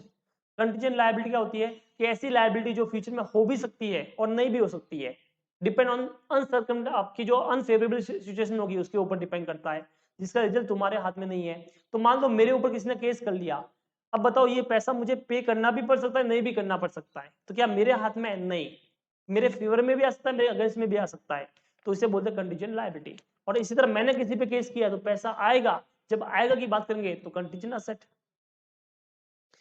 ये थे आपके टोटल अकाउंटिंग स्टैंडर्ड 29, बट उसमें से दो तो हमने पढ़े नहीं, तो कितने पढ़े अपने 27। अब इसमें जितना मैंने बोला उतना आप अगर ध्यान से सुन लो तो इनफ हो गया, ठीक है। उसमें जैसे आपको 2-3 चीजें मैंने स्टार्टिंग में थोड़ा डिटेल में पढ़ाया था, तो उनको आपको ध्यान रखना है। अब आती है बात IFRS की। फुल फॉर्म जरूर याद करना, फुल फॉर्म जरूर याद करना। IFRS का फुल फॉर्म क्या है, international financial reporting standard. Exam में आने के चांसेस हाई होते हैं, सब सिमिलर लिखेंगे, तुमको फुल फॉर्म याद होना सबका जरूरी है। IFRS international financial reporting standard, ठीक है।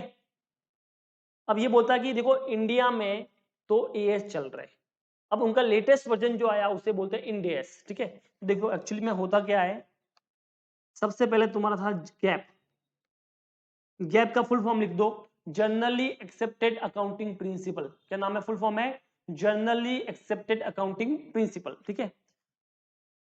इंडिया वाले जो फॉलो करते हैं उसे बोलते हैं AS अकाउंटिंग स्टैंडर्ड। फॉरेनर जो फॉलो करते थे, बहुत सारे कंट्री मिलकर फॉलो करते थे, उसे बोलते हैं IAS इंटरनेशनल अकाउंटिंग स्टैंडर्ड, ठीक है। तो हम इंडिया वाले क्या करते हैं, हम फॉलो तो उनको ही करते हैं, कॉपी उनको ही करते हैं, बट लिखते हैं हमने अपना बनाया, ठीक है। तो उसे बोलते हैं एडॉप्शन और कन्वर्जन। अगर आप सिमिलर सेम का सेम फॉलो कर रहे हो उसे बोलते हैं एडॉप्ट किया, क्या बोलते हैं उसे, एडॉप्ट किया। बट अगर आप उसमें कुछ चेंज करके करते हो तो उसे बोलते हैं कन्वर्ज किया।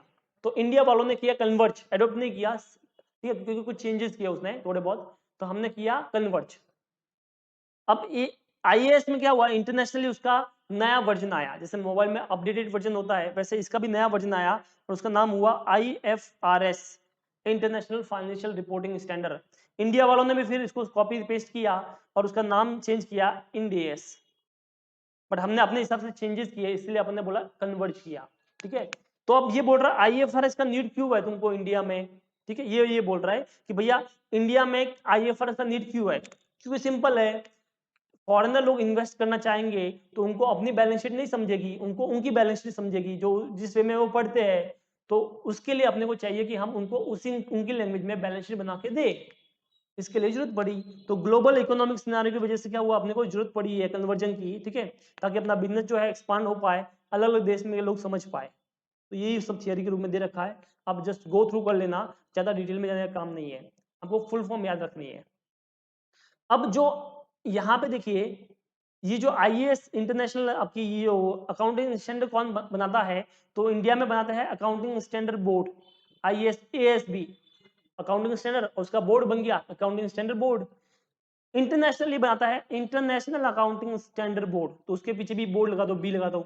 तो ये जो बोर्ड है ना वो क्या करता है, ये काम बनाने का करता है। तो देखो उसके बारे में बताया गया है कि IASB का फुल फॉर्म याद रखो, इंटरनेशनल अकाउंटिंग स्टैंडर्ड बोर्ड, ठीक है। ये जो है ये कौन है, ये बेसिकली लंदन का बेस्ड ग्रुप है, तो ये कंट्री का नाम भी तुमको याद रखना है।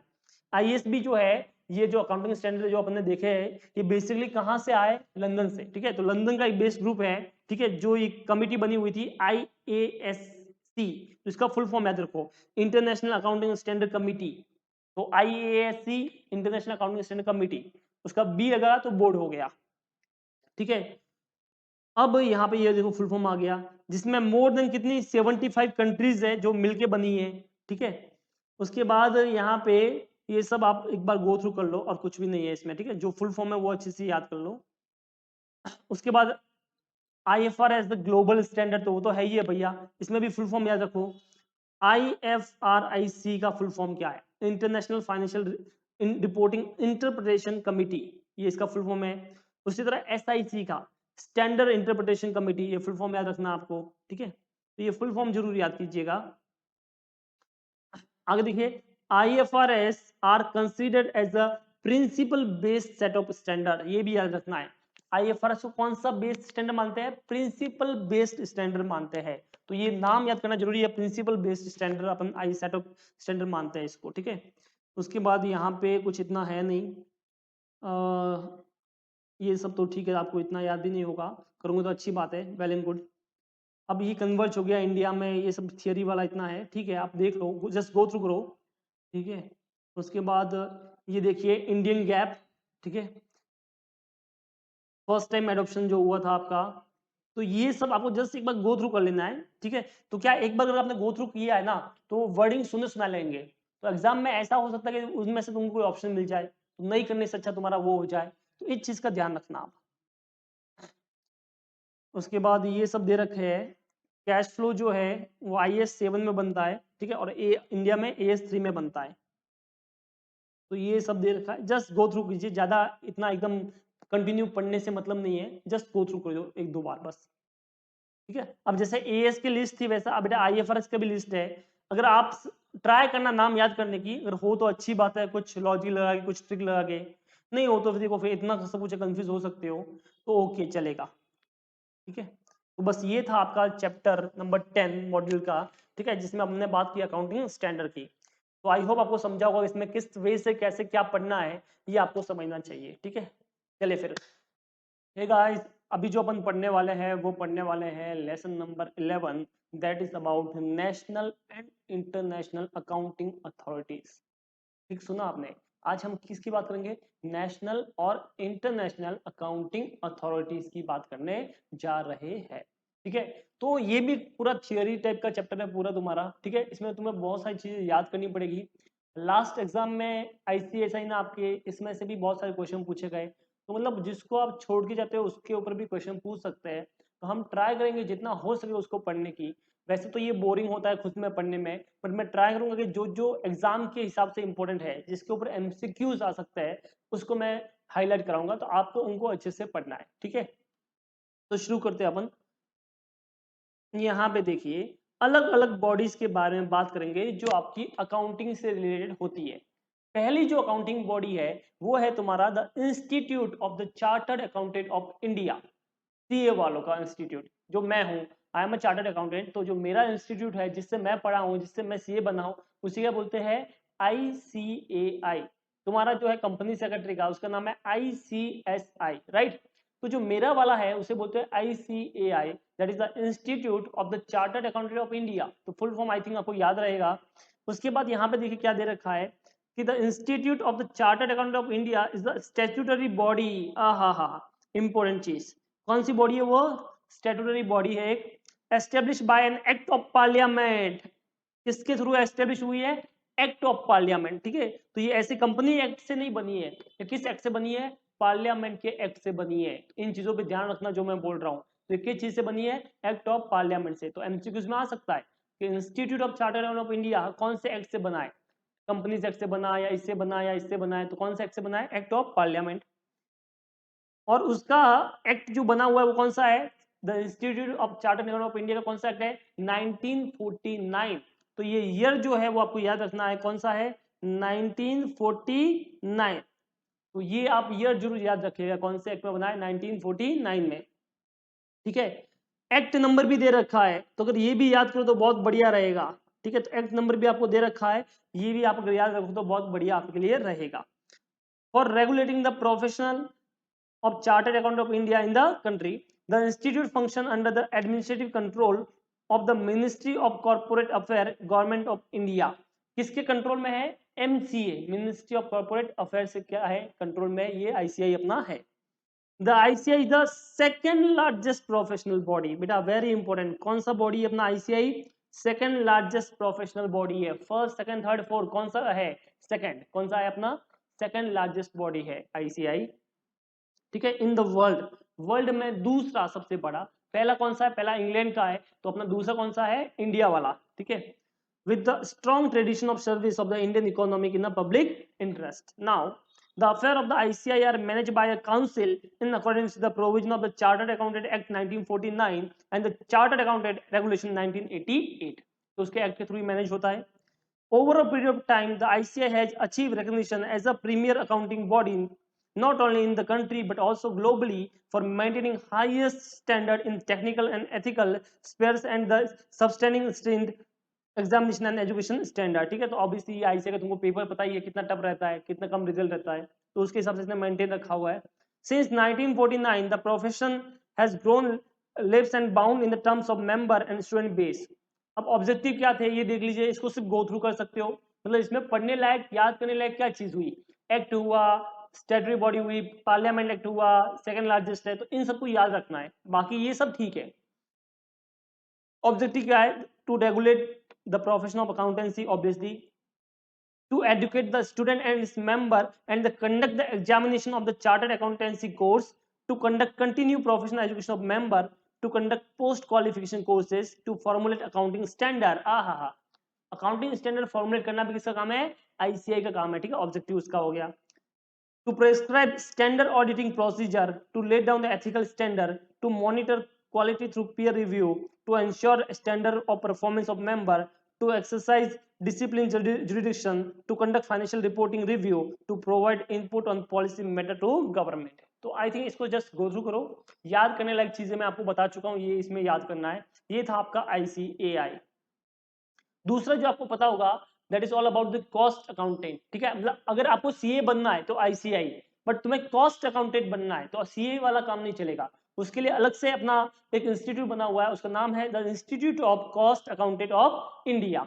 ठीक है, institute of cost accountant of India, erstwhile the institute of cost and work accountant of India, पहले इसका नाम ये था, अभी ये हो गया, was the first established in 1944. ये ईयर याद रखिए. ICAI जो है वो 1949 में हुआ था, बट ये जो है 1944 में एस्टेब्लिश हुआ था. राइट, चलिए. As a registered company under the companies act, तो वो पहले कंपनी बना था.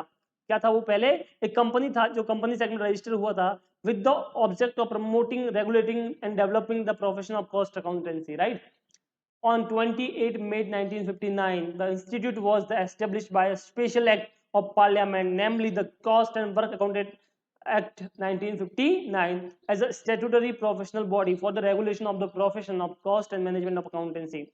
तो स्टैट्यूटरी प्रोफेशनल बॉडी कब बना? 1959 में. समझ रहे हो? 1944 में कंपनीज एक्ट के हिसाब से वो रजिस्टर हुआ, but as a statutory body उसको जो मिला है, आइडेंटिटी मिली है, वो कब मिली है? 1959 में. डेट याद करो तो वेल एंड गुड है, तो अगर आप डेट भी याद करते हो तो यहाँ पे क्या होगा? वेल एंड गुड होगा. राइट, उसके बाद it has since been continuously contributing the growth of the industrial economic climate of the country. उसके बाद यही सब दो तीन चीजें दे रखी है, इसकी क्या ऑब्जेक्टिव है वो सब है. तो ऑब्वियसली कॉस्ट है, मतलब कॉस्ट के बारे में बात करता होगा कि कैसे आपको किसी प्रोडक्ट का कॉस्ट क्या रखना चाहिए, किस तरह से कैलकुलेशन करना है, क्या उसमें ऐड करना है, क्या लेस करना है, वो सब ये बताता है. राइट, अब बात करते हैं हम IFRS फाउंडेशन की. आई थिंक नाम तो सुना ही होगा, इससे पहले वाले वीडियो में मैंने बताया आपको IFRS का मतलब क्या होता है. राइट, तो इंटरनेशनल फाइनेंशियल रिपोर्टिंग स्टैंडर्ड, उसके बारे में बात करता है. तो आज हम उसके फाउंडेशन के बारे में बात कर रहे हैं. सर फाउंडेशन क्यों है, क्या है वो? तो मैंने बोला देखो, ग्लोबली जो भी हाई क्वालिटी के अकाउंटिंग स्टैंडर्ड जो है ना वो मेंटेन करता है ना, वो कौन करता है? IFRS फाउंडेशन करता है. तो एक बोर्ड बना हुआ है, ठीक है, उस बोर्ड को कौन कंट्रोल करता है? IFRS foundation. सो यहाँ पे देखिए, the IFRS foundation is the not for profit international organisation responsible for the developing a single set of high quality global accounting standard known as the IFRS standard. जो IFRS standard बनाता है वो कौन बनाता है? IFRS foundation. The mission of the foundation is to develop standard that bring transparency, accountability and efficiency to financial market around the world. तो simple सी बात है ये ट्रांसपेरेंसी, अकाउंटेबिलिटी और एफिशिएंसी रखने का लिए, ठीक है। आगे बोलता है कि ये क्या करता है, एक ट्रस्ट का भी बनाता है, ठीक है। इसका एक ट्रस्ट होता है, ठीक है। वो कैसे होता है वो आगे अपन देख रहे हैं यहाँ पे।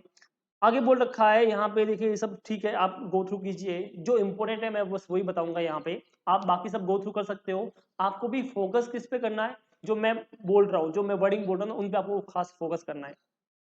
उसके बाद the IFRS foundation 3 tyre structure, कितने टायर का स्ट्रक्चर उसका, 3 टायर स्ट्रक्चर है, तो ये भी याद रखना। तो IFRS foundation has a 3 tyre governance structure based on the independent standard setting board of expert, international accounting standard board, ठीक है, वो बोर्ड ने उसको बनाया हुआ है इस तरह से। Govern and overseen by trustee from around the world, जो अलग अलग ट्रस्टी, अलग अलग वर्ल्ड में अलग अलग जो उनके ट्रस्टी होते हैं, वो सब इनको क्या करते हैं, कंट्रोल करते हैं, बनाते हैं। ओके, तो यहाँ पे हो गया। अब यहाँ पे ये फॉर्मेशन का, ट्रस्टी का फॉर्मेशन कैसे होता है ये दे रखा है। The trustee are responsible for the governance and oversight of the international accounting standard board, ठीक है। तो who is the responsible, trustee. Exam में आ गया, who is the responsible for the international accounting standard board governance and oversight. तो अलग अलग option हो सकते हैं, डायरेक्टर, प्रमोटर, कौन, तो ट्रस्टी कौन होते हैं यहाँ पे, ट्रस्टी लोग क्या होते हैं यहाँ पे, रेस्पॉन्सिबल होते हैं। इस तरह से एमसीक्यूज में पढ़ना पड़ेगा। उसके बाद यहाँ पे आगे, ठीक है, ये ट्रस्टी की रेस्पॉन्सिबिलिटी क्या होती है, कहाँ तक नहीं होती है, ये आप गो थ्रू कर सकते हो। उसके बाद अब हम पढ़ेंगे आईएफआरएस एडवाइजरी काउंसिल। क्या पढ़ेंगे अपन, IFRS advisory council, advisory council के बारे में, ठीक है। एडवाइजरी काउंसिल एक्चुअल में है क्या, तो एडवाइजरी जो काउंसिल है वो एक्चुअल में क्या है, एक फॉर्मल एडवाइजरी बॉडी है। क्या है, एक फॉर्मल एडवाइजरी बॉडी है जो आपके इंटरनेशनल अकाउंटिंग स्टैंडर्ड बोर्ड यानी IASB and trustee of the IFRS foundation के को क्या करती है, एडवाइस देती है, राइट। तो बेसिकली क्या एक फॉर्मल एडवाइजरी बॉडी है जो आपको इन ऑर्गेनाइजेशन क्या देती है, एडवाइस करती है। It consist of a wide range of representative from a group that are affected by and are interested in the functioning of the board. तो ये क्या होता है, इसमें बहुत सारे अलग अलग ग्रुप मेंबर होता है, ठीक है। मतलब अलग अलग प्रोफेशनल लोग होंगे जिनका इंटरेस्ट किसमें होता है, जो IASB होता है, इंटरनेशनल अकाउंटिंग स्टैंडर्ड बोर्ड, या IFRS के, उन सब के अंदर क्या होता है, इनका इंटरेस्ट होता है और उनसे अफेक्ट होता है। तो उन सब लोगों का अलग अलग क्या होता है, ग्रुप होता है, यहाँ पे बहुत सारे लोग होते हैं जो उनको एडवाइस देने का काम करते हैं। This include investor, financial analytics, and other user of financial statement as well as the preparers, ठीक है, academians, auditors, regulator, professional accounting bodies and standard setters। तो यहाँ पे इतने सारे प्रोफेशनल लोग होंगे जो इसके अंदर होते हैं, ठीक है, जो इसको हेल्प करते हैं, मतलब लोगों को एडवाइस देते हैं कि इस तरह से काम करना चाहिए। किसको एडवाइस देते हैं, लोगों को, मतलब बोर्ड को। IASB को क्या करते हैं, ये एडवाइस देते हैं, राइट। टोटल मिला के 43 organisation from across the world are represented on the advisory council. 43 organisation जो है ना ऑल ओवर वर्ल्ड से, वो इसके अंदर इंक्लूड है। मतलब इतनी सारी जो ऑर्गेनाइजेशन है वो इसमें क्या है, इंक्लूड है, जो ये काम करती है। और विथ 49 इंडिविजुअल मेंबर, और उसके अंदर 49 इंडिविजुअल मेंबर भी है। 3 additional organisation are officially observers, तो यहाँ पे 3 ऑफिशियल ऑब्जर्वर भी है। Member of the advisory council are appointed by the trustee, और उसका जो मेंबर होता है एडवाइजरी काउंसिल का, वो कौन अपॉइंट करता है, ट्रस्टी जो है वो क्या करते हैं, इसको अपॉइंट करते हैं। समझ में आया आपको, ठीक है। और आगे क्या दे रखा है ये ध्यान से सुनना। The advisory council meet at least twice a year for a period of 2 days in London. तो एडवाइजरी जो काउंसिल है वो साल में 2 बार क्या करती है, मीटिंग करती है, ठीक है। साल में कितनी बार, 2 बार, और कितने दिन के लिए, 2 दिन के लिए, और कहाँ पे करती है, लंदन में करती है, ठीक है। तो ये चीज को याद रखना है। The chairman of the board of the director of technical activities, the director of research, the director of implementation activities, board member and staff who are responsible for the items on the advisory council meeting agenda are normally required to attend the meeting। इसमें ये लोग सब आते हैं। Okay. उसके बाद इसमें किन चीजों के बारे में बात होती है, किस चीज के बारे में कंसल्ट करती है आईएफआरएस एडवाइजरी काउंसिल, किसको, बोर्ड को। टेक्निकल एजेंडा होता है उसमें, प्रोजेक्ट प्रायोरिटी होती है, कौन से प्रोजेक्ट को पहले प्रायोरिटी देनी है, ठीक है। Project issue related to the application and implementation of IFRS standard, possible benefit, cost क्या रहेगी, वो सब के बारे में क्या करते हैं, इनको एडवाइस देती है। क्या करती है ये, एडवाइस देती है, आपको इस वे से करना चाहिए। और उनको कोई तकलीफ होगी तो बताएगी हमारी इधर ये तकलीफ है, थोड़ा इस हिसाब से कीजिए। अंडरस्टूड। तो ये तुम्हारा क्या है, ये है एडवाइजरी काउंसिल, ठीक है। अब जैसे हमने पढ़ा था यहाँ पे ट्रस्टी, ठीक है, क्या पढ़ा था आपने, ट्रस्टी ऑफ द आईएफआरएस। तो सबसे पहले कौन अपन होता है, ट्रस्टी होता है। और ट्रस्टी फिर किसको अपन करते हैं, ऑब्वियसली एडवाइजरी काउंसिल के मेंबर को करेंगे। अब ट्रस्ट के बारे में जब मैंने बात की थी तो मैंने बताया था कि यहाँ पे ट्रस्टी जो होते हैं ना, वो रेस्पॉन्सिबल किसके लिए होते हैं, गवर्नेंस और ओवरसाइट के लिए, ठीक है। मतलब बोर्ड को गवर्नेंस करने का काम ये करते हैं।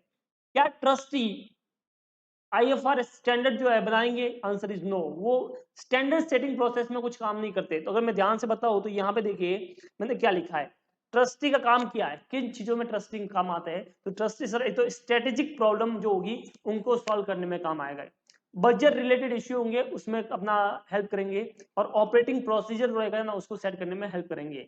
Trustee have no involvement in ISB standard setting process related activity, मतलब वो कोई भी स्टैंडर्ड सेटिंग प्रोसेस में उनका काम नहीं रहेगा। ओके, तो ये तुम्हारे कौन होते हैं, ट्रस्टी लोग होते हैं, ठीक है। आगे देखिए, ट्रस्टी जो लोग होते हैं वो कैसे अपॉइंट होते हैं, trustee are appointed for the renewable terms of 3 year. कितने टर्म्स के लिए होती है, 3 ईयर के लिए ट्रस्टी क्या होते हैं, अपॉइंट होते हैं। तो ये भी आपको याद रखना चाहिए। तो ये हो गया काउंसिल का, हो गया। आगे अपन पढ़ने जा रहे हैं international public sector accounting standard board. कौन सा पढ़ने वाले अपन, international public sector accounting standard board के बारे में हम पढ़ने जा रहे हैं, ठीक है। तो ये जो बोर्ड बनाया गया है ये बेसिकली काम क्या करता है, तो ये जो पब्लिक सेक्टर की जो एंटिटीज है उनको क्या करता है, गाइडेंस देता है और उनके लिए एक स्टैंडर्ड का फॉर्मुलेशन करता है। समझ में आया। तो पब्लिक सेक्टर वाली जो कंपनीज है या पब्लिक सेक्टर की जो एंटिटीज है उनके लिए ये बोर्ड बनाया गया है, ठीक है, इंटरनेशनल लेवल पे। तो यहाँ पे देखिए, the IPSASB develops accounting standard and guidance for the use by public sector entities, the structure and the process that support the operation of the IPSASB are facilitated by IFAC, ठीक है। The IPSASB receives support financial direct and in kind too from the Asian Development Bank, the Chartered Professional Accountancy of Canada, the South African Accounting Standard Board and the Government of Canada, New Zealand and Switzerland। तो यहाँ पे देखिए इतने सारे countries की जो banks है, जो बोर्ड्स है, उनका सपोर्ट इसको मिलता है। क्यों, क्योंकि ऑब्वियसली पब्लिक का पैसा, अलग अलग देश के पब्लिक का पैसा उसमें लगा होता है बैंक में, राइट। तो जैसे मान लें आपको पता का स्विस बैंक, तो वहां पे सब लोगों का पैसा है, किंग का है, आपको सबको पता ही है, ठीक है। तो ऑब्वियसली वहां पे इन्होंने क्या किया, एक बोर्ड बनाया हुआ है ताकि कल उठे कुछ गड़बड़ ना हो जाए। तो उसके लिए उनके लिए जो रेगुलेशन बनाने का, जो स्टैंडर्ड बनाने के है ऐसी बैंक के लिए, वो काम कौन करता है, IPSASB। फुल फॉर्म याद रखना, international public sector accounting standard board, जो क्या करता है, पब्लिक सेक्टर एंटिटीज के लिए क्या बनाता है, स्टैंडर्ड बनाता है। तो एमसीक्यूज में आ गया, पब्लिक सेक्टर एंटिटीज के लिए बोर्ड बनाया जाता है, ठीक है, उनको रेगुलेट करने के लिए, स्टैंडर्ड बनाने के लिए, वो कौन सा बोर्ड है, और तीन चार नाम दे दिया, उसमें ये भी होगा IPSASB। अंडरस्टूड। मे भी एग्जाम में फुल फॉर्म ना होकर शॉर्ट में भी दे दे, तो आपको ये याद होना चाहिए। अब उसके बाद यहाँ पे देखिए उसका काम क्या है, क्या स्ट्रेटेजी बनाना है। तो नॉर्मली सिंगल स्ट्रेटेजी ऑब्जेक्टिव है उसका, क्या है, 3 मेन काम है उसका। First one, developing high quality public sector financial reporting standard. तो स्टैंडर्ड बनाने का, हाई क्वालिटी के पब्लिक जो इंटरेस्ट में होंगे वो क्या बनाने के, इंटरेस्ट स्टैंडर्ड बनाने के। Developing other publication for the public sector, और कुछ पब्लिकेशन उनको इन्फॉर्मेशन देनी है तो उसके लिए जो बुक्स होगा, जो न्यूज लेटर होंगे, वो सब बनाने का काम ये करती है। Raising awareness of the IPSAs and the benefit of their adoption, और उसको बताने का हमारी ये बोर्ड है, इसके बारे में आप एडॉप्ट करो अच्छा रहेगा, ऐसा ये सब काम ये करती है, ठीक है। बाकी जो चीजें हैं आप एक बार गो थ्रू कर सकते हो, ये दे सकते हो। Since 1997 the IPSASB has developed and issued a suite of 38 accrual standard। 38 standard अभी तक उसने इश्यू किया, कितने इश्यू किए, 38 स्टैंडर्ड उसने क्या किया, इश्यू किए, जिसमें से 4 तो है विड्रॉल हो गए, तो 34 एक्टिव है, बट आपको ये याद रखना है कितना स्टैंडर्ड इश्यू किया उसने, 38 स्टैंडर्ड क्या किया उसने इश्यू अभी तक किए हैं। ठीक है, बाकी आप गो थ्रू कर सकते हो, मतलब एक बार रीड मार लो काफी हो गया। ठीक है, बाकी इसमें कुछ है नहीं। चलो अब हम पढ़ेंगे financial reporting council FRC UK वाला। तो FRC यूके जो है वो एक इंडिपेंडेंट रेगुलेटर है यूके और आयरलैंड में, राइट। जो क्या करता है, जो रेस्पॉन्सिबल होता है ऑडिटर, अकाउंटेंट और एक्चुअरीज के रेगुलेटिंग के लिए। ठीक है, जो क्या करता है उनको रेगुलेट करता है, मतलब उनको देखता है कि क्या वो लोग बराबर काम कर रहे हैं नहीं कर रहे, क्या वो बराबर चीजें फॉलो कर रहे हैं, क्या जो स्टैंडर्ड बन रहे सब बराबर बन रहे हैं। तो ये सब काम कौन करता है, FRC यानी फाइनेंशियल रिपोर्टिंग काउंसिल करता है। जैसे इंडिया में जो हमारा institute of chartered accountant of India है वही काम सीए पे नजर रखने का करता है, बट यूके में क्या होता है एक अलग से काउंसिल बनी हुई है फाइनेंशियल रिपोर्टिंग काउंसिल, और वो क्या करती है ऑडिटर जो होता है, अकाउंटेंट जो होता है, ठीक है, एक्चुअरीज जो होता है, उनको रेगुलेट करने का काम करती है। ठीक है, उसके बाद यहाँ पे उससे से रिलेटेड ये थियरी आपको दे रखी है, आप जस्ट गो थ्रू कर सकते हो, फुल फॉर्म याद कर लो और किस चीज के लिए बनी गई है वो याद कर लो। आई थिंक इतना इनफ हो गया। उसके बाद यहाँ पे दे रखा है European financial reporting advisory group, जिसे शॉर्ट में बोलते हैं EFRAG। तो ये फुल फॉर्म याद करना पड़ेगी, EFRAG European financial reporting advisory group. ठीक है, तो ये क्या काम करता है, ये एक पहली तो चीज एक प्राइवेट एसोसिएशन है, तो ये पब्लिक नहीं है, मतलब गवर्नमेंट का नहीं, ये कौन सा है, प्राइवेट एसोसिएशन है।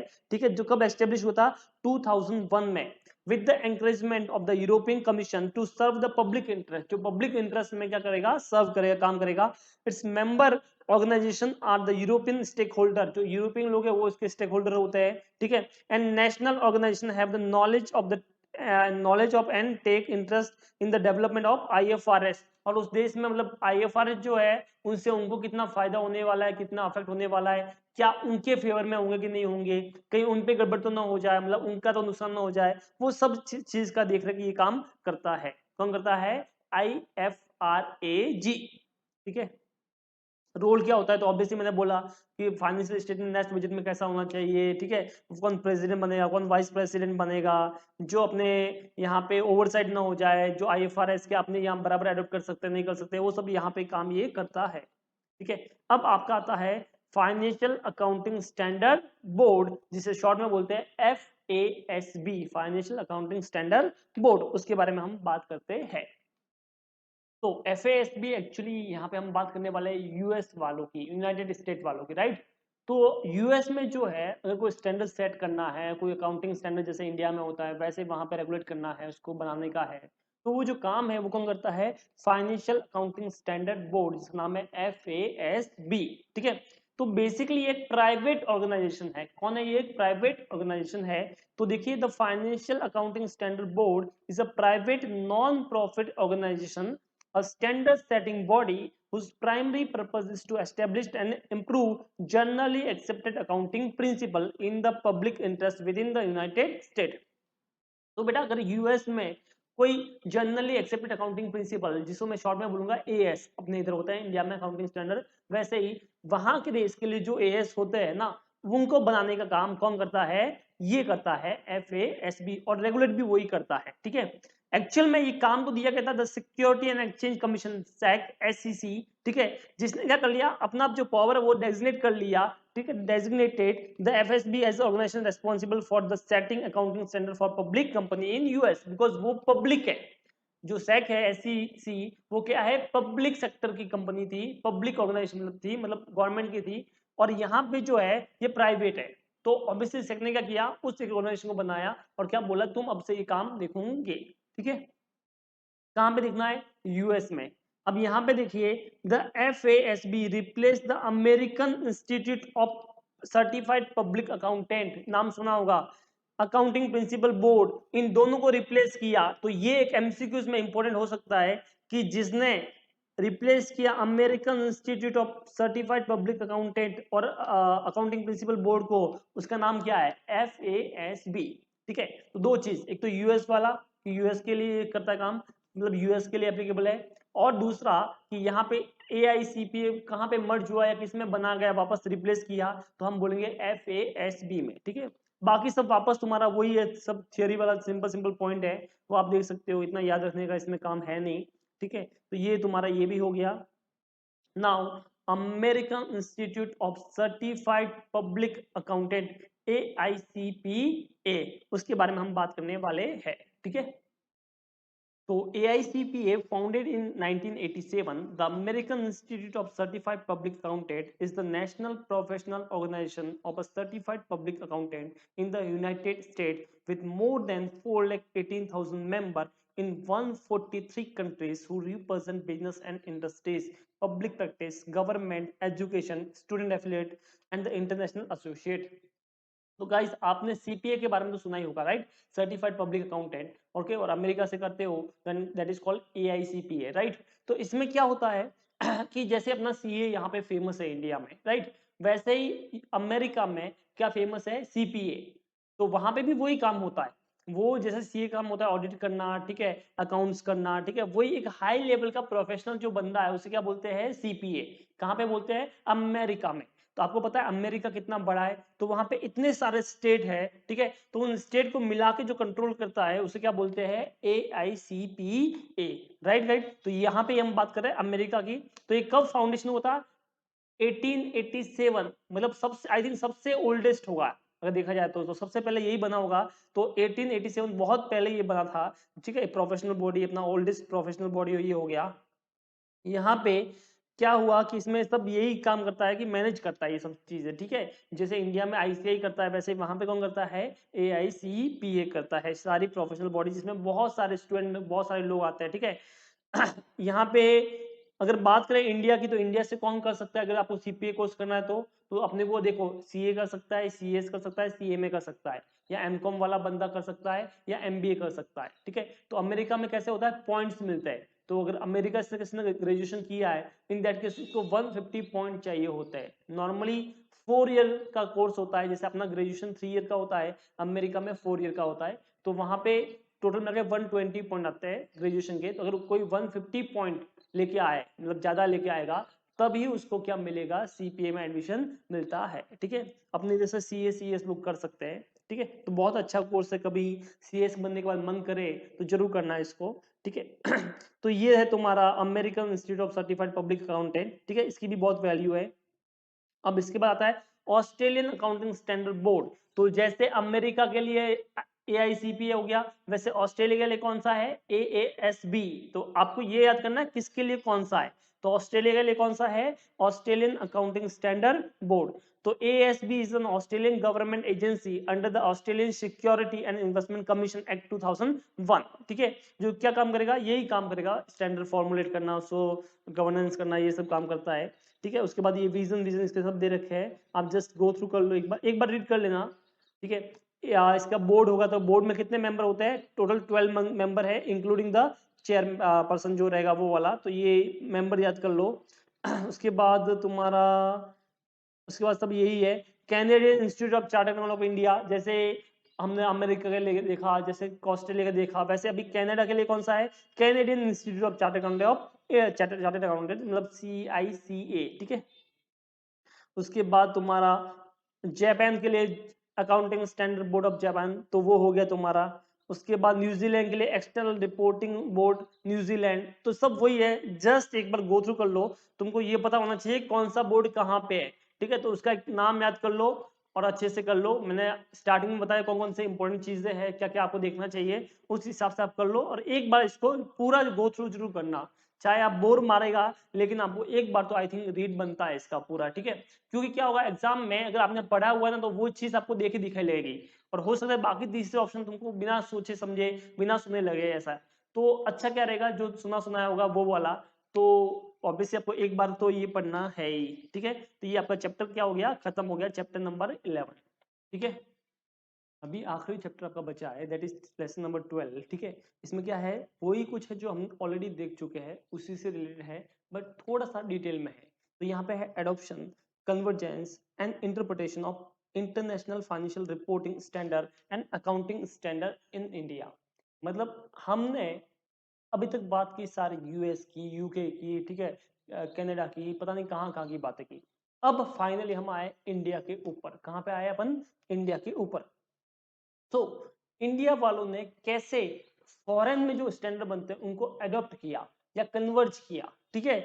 और किस तरह से आप इंटरप्रिटेशन करोगे IFRS का, मतलब इन सब का इंडिया से क्या लिंक है, वो अभी सब अपन पढ़ने जा रहे हैं। आपको मैंने बताया था स्टार्टिंग में कि क्या होता है कि एक होता है गैप, क्या होता है gap, that is called generally accepted accounting principle, right. तो एक तो होता है ग्लोबली, ठीक है, जो हमने देखा जिसे हम अपन क्या बोलते थे, IAS, इंटरनेशनल अकाउंटिंग स्टैंडर्ड। और जो इंडियन लोग थे उन लोगों ने बोला कि हम क्या करेंगे, AS बनाएंगे, क्या बनाएंगे, अकाउंटिंग स्टैंडर्ड। कुछ कंट्री ऐसी थी जिन्होंने सीधा यूं का यूं कॉपी पेस्ट कर लिया बिना कुछ भी चेंजेस किए, मतलब कुछ भी एडिट नहीं किया, उनको बोला गया, उन्होंने एडॉप्ट किया, क्या किया, एडॉप्ट। पर हम इंडिया के लोगों ने, हमने कॉपी पेस्ट तो किया, बट हमने बीच में काम कर लिया, थोड़ा सा अपनी सिचुएशन के हिसाब से एडिट कर लिया, क्या कर लिया, उसको एडिट कर लिया। क्या ये आपको समझ में आया? तो हमने उसको बोला हमने कन्वर्ज किया, जो एडिट बीच में करते हैं उसे क्या बोलते हैं, कन्वर्ज करना, राइट। फिर उसका लेटेस्ट वर्जन जो आया IAS का आया था, IFRS। और AS का फिर हमने लिया, क्योंकि IFRS ऑब्वियसली हम उसको कॉपी पेस्ट कर रहे हैं, बट थोड़ा सा एडिट कर रहे हैं, इसके लिए अपन ने क्या लिखा, उसका नाम इंड AS, ठीक है। तो एडॉप्शन करना मतलब सीधा का सीधा लेना, जो भी दे रखा है होगा वो करना। कन्वर्ज करना मतलब उसमें थोड़ा सा अपने सिचुएशन के हिसाब से चेंजेस करना। तो यहाँ पे देखिए, जब इंटरनेशनल अकाउंटिंग स्टैंडर्ड बोर्ड में चेंजेस हुआ तो अपने इंडिया वालों ने भी चेंज किया, ठीक है। तो अपने इंडिया में क्या आया था, Ind AS। But Ind AS direct ऐसा नहीं हुआ था कि आप सीधा इंप्लीमेंट हो गया, इंड AS को फेजेस में किया गया, first phase, second phase, third phase, fourth phase, ऐसा। क्यों? क्योंकि इंडिया में चेंजेस लाना बहुत बड़ी तकलीफ है, ठीक है, क्योंकि इंडिया के लोगों को ज्यादातर चीजें पसंद है, जैसा चल रहा है वैसे चलने दो। बट हमको चेंज तो करना ही था, बिकॉज इंटरनेशनल लेवल को अपने को फॉलो करने का है, तो अपने को भी चेंज तो करना ही था। तो इसीलिए हमको पता था कि हम शायद एक साथ में ना कर पाएंगे, इसीलिए हमने फेजेस में किया, यानी पहले बहुत बड़ी कंपनी के ऊपर एप्लीकेबल किया, फिर छोटी, उसके बाद छोटी, और उसके बाद छोटी कंपनी पे। अभी भी कुछ कंपनियों पे AS एप्लीकेबल है, इन फ्यूचर वो भी चले जाएंगे और सबके ऊपर क्या एप्लीकेबल होंगे, इंड AS ही क्या होंगे, एप्लीकेबल होंगे। तो यहाँ पे देखिए, यहाँ से हम पढ़ रहे हैं, India being one of the important emerging country and has also the commitment to converge of its Indian accounting standard, Indian GAAP, with the IFRS in the phased manner. While the initial roadmap was to achieve convergence in three phases, starting from April 2011 and ending April 2014. तो सबसे पहले जो road map बना, ठीक है, मतलब आने से पहले की बात कर रहा हूँ, जब अपन ने उसको कन्वर्ट किया था उससे पहले की बात कर रहा हूँ, जब रोड मैप बना कि भाई इंडिया वालों ने सोचा कि हाँ भाई अपने को भी ग्लोबली IFRS के हिसाब से इंडेक्स बनाने चाहिए, तो वो कब दिमाग में आया था, 2011, अप्रैल 2011 में आया था। और हमने उसको सोचते सोचते कि हाँ भाई करेंगे करेंगे के हिसाब से 2011 से 2014 तक अपना काम हो गया, मतलब 3 साल हमने ले लिए। It could not be implemented due to various reasons in Feb 2011. तो हमने सोचा था कि अपन इसको इंप्लीमेंट करेंगे, बट इंडिया भैया पता ना कुछ भी काम टाइम से नहीं होता, तो वो इंप्लीमेंट नहीं हुआ। The Ministry of Corporate Affairs (MCA) concluded the process of convergence of Indian accounting standard (IND-AS) in a consultation with the National Committee on the Accounting Standard, ठीक है, and the Institute of Chartered Accountants of India, and notified in 35 Indians. फिर बाद में क्या हुआ, उन लोगों ने क्या किया, नोटिफाइड किया। नोटिफाइड करना और इंप्लीमेंट करना में बहुत बड़ा फर्क है। नोटिफाइड मतलब करना मतलब कि पहले से बताया कि देखो इंडिया में ये इंडिया से एप्लीकेबल अभी फ्यूचर में हो सकता है, तो ऐसे नोटिफाइड किया। Though the standard but not notified, the date of their implementation was not. तो ये तो बताया कि ये इंडियस इंडिया में आएंगे, बट कब आएंगे ये बताया नहीं। बट इन मार्च 2014, ठीक है, मतलब 2011 में स्टडी शुरू हुई थी, 2014 तक चली, बट मार्च 2014 में ICAI ने प्रपोज किया रोड मैप कि हमको किस तरह से इंडेक्स को शुरू करना चाहिए, कब से, फ्रॉम 1 अप्रैल 2016, ठीक है, with the previous comparative in Indians in the year 15-16। Comparative मतलब ऑब्वियसली अगर आपने ये साल इंडेक्स बनाया है बट प्रीवियस ईयर तो एज था, तो क्या कंपैरिजन हो पाएगा, बोला नहीं हो पाएगा। तो बोला विद कंपैरेटिव मतलब करंट ईयर का भी बनाओ और प्रीवियस ईयर का भी इन डेज के हिसाब से वापस बनाओ, वैसा, ठीक है। In order to keep the tax issue at bay, the revised roadmap recommended India to be implemented for the preparation of the consolidation financial statement only, ठीक है। उसके बाद इंडिया में आया, फेजेस शुरू हुए, ठीक है, जो भी काम था वो सब शुरू हुआ। यहां से अब हम पढ़ेंगे एप्लीकेबल कब से हुआ। The government of India notified the Indian accounting standard in the Gazette of India on 16 Feb 2015. That is a very important. कब यहाँ पे मेन शुरुआत हुई थी गजट में? 16 Feb 2015 को, which contain the application of Indian companies as per the roadmap given in there as under. For the companies other than the banking company, NBFCs and insurance company. तो बोल रहा है उन कंपनियों के लिए जिसमें सबसे पहले NBFCs, बैंकिंग और इंश्योरेंस कंपनी को छोड़ दिया, उनके लिए क्या बोला कि आपके ऊपर for the accounting period beginning on और आफ्टर 1 अप्रैल 2016, आपके ऊपर कब से एप्लीकेबल होंगे? 1 अप्रैल 2016 से। तो रियल में देखा जाए तो रियल में इंडिया कब से एप्लीकेबल हुए? 1 अप्रैल 2016 से। ठीक है, बट सबके ऊपर नहीं हुए, मैंने बोला फेजेस में किए। तो the following companies were required to prepare their financial statement by adopting Indian accounting standard, that is IND-AS। कौन कौन से के ऊपर था? First, companies whose equity or debt security are listed or are in the process of listing of any stock exchange either in India or outside India having the net worth of 500 crore or more। तो पहले तो बोला ऐसी company जो listed है या listed होने जा रही है फ्यूचर में, और उनका टर्नओवर, मतलब सब लिस्टेड नहीं, ऐसी बड़ी वाली लिस्टेड जिनका नेटवर्थ कितना होना चाहिए? 500 करोड़ से ज्यादा होना चाहिए। तो फेज 1 में सबसे बड़ी बड़ी कंपनियां, एकदम बड़ी बड़ी कंपनियां जैसे रिलायंस, टाटा, उनके बारे में बात की गई, और जिनका नेटवर्थ कितना था? 500 करोड़ से क्या था? ज्यादा था, उनके बारे में बात की गई।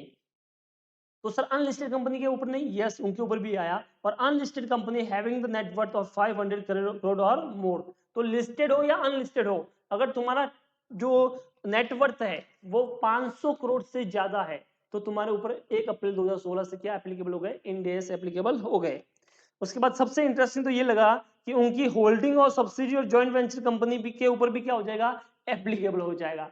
तो इसका मतलब तुम्हारी कंपनी जो है वो रिलायंस कंपनी है, और अपनी कंपनी छोटी सी कंपनी जमूरा लिमिटेड, ठीक है, जिसका टर्नओवर 1 करोड़ है, नेटवर्थ 1 करोड़ है, और उस कंपनी के सारे शेयर रिलायंस कंपनी के पास है, या 60% रिलायंस कंपनी के पास है। अब रिलायंस कंपनी के ऊपर IND-AS एप्लीकेबल हो गए, तो जमूरा लिमिटेड भी क्या होगा? IND-AS एप्लीकेबल हो जाएगा, यानी उसकी होल्डिंग और सब्सिडी कंपनी पे भी क्या एप्लीकेबल होगा? IND-AS। इसका मतलब हम तो डूबे डूबे सनम तुमको भी ले डूबेंगे, वो वाला सीन है। ठीक है, तो 1 अप्रैल 2016 से सारी इन कंपनियों पे क्या हो गए? IND-AS क्या हो गए? एप्लीकेबल हो गए। फॉर द अकाउंटिंग पीरियड, अब सेकंड फेज, ये फर्स्ट फेज हो गया, ठीक, उसके 1 साल के बाद for the accounting period ending और after 1 April 2017 the following company were required to prepare the financial statement by adopting IND-AS। तो फेज 1 में बड़ी कंपनी आ गई, 500 करोड़ से ज्यादा वाली, चाहे लिस्टेड हो या अनलिस्टेड हो, और उसकी होल्डिंग और सब्सिडी। फेज 2 में ऐसी कंपनी जिसका टर्नओवर क्या है? लिस्टेड है बट 500 करोड़ से कम है, लिस्टेड है लेकिन क्या है? 500 करोड़ से क्या है? कम है।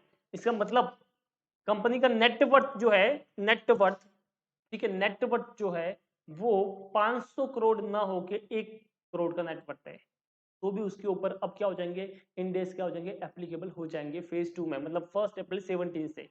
अंडरस्टूड? हम पुरानी बात करें, मतलब आप मान लो 1 अप्रैल 2016 या 17 में खड़े हो, तो क्या उनके ऊपर IND-AS एप्लीकेबल होगा? तो बोलता है 1 अप्रैल 2016 से जो बड़ी कंपनियां जिनका नेटवर्थ 500 करोड़ से ज्यादा है, ठीक है, या अनलिस्टेड है, तो भी उनका नेटवर्थ क्या है? 500 करोड़ से ज्यादा है, और उसकी होल्डिंग सब्सिडी।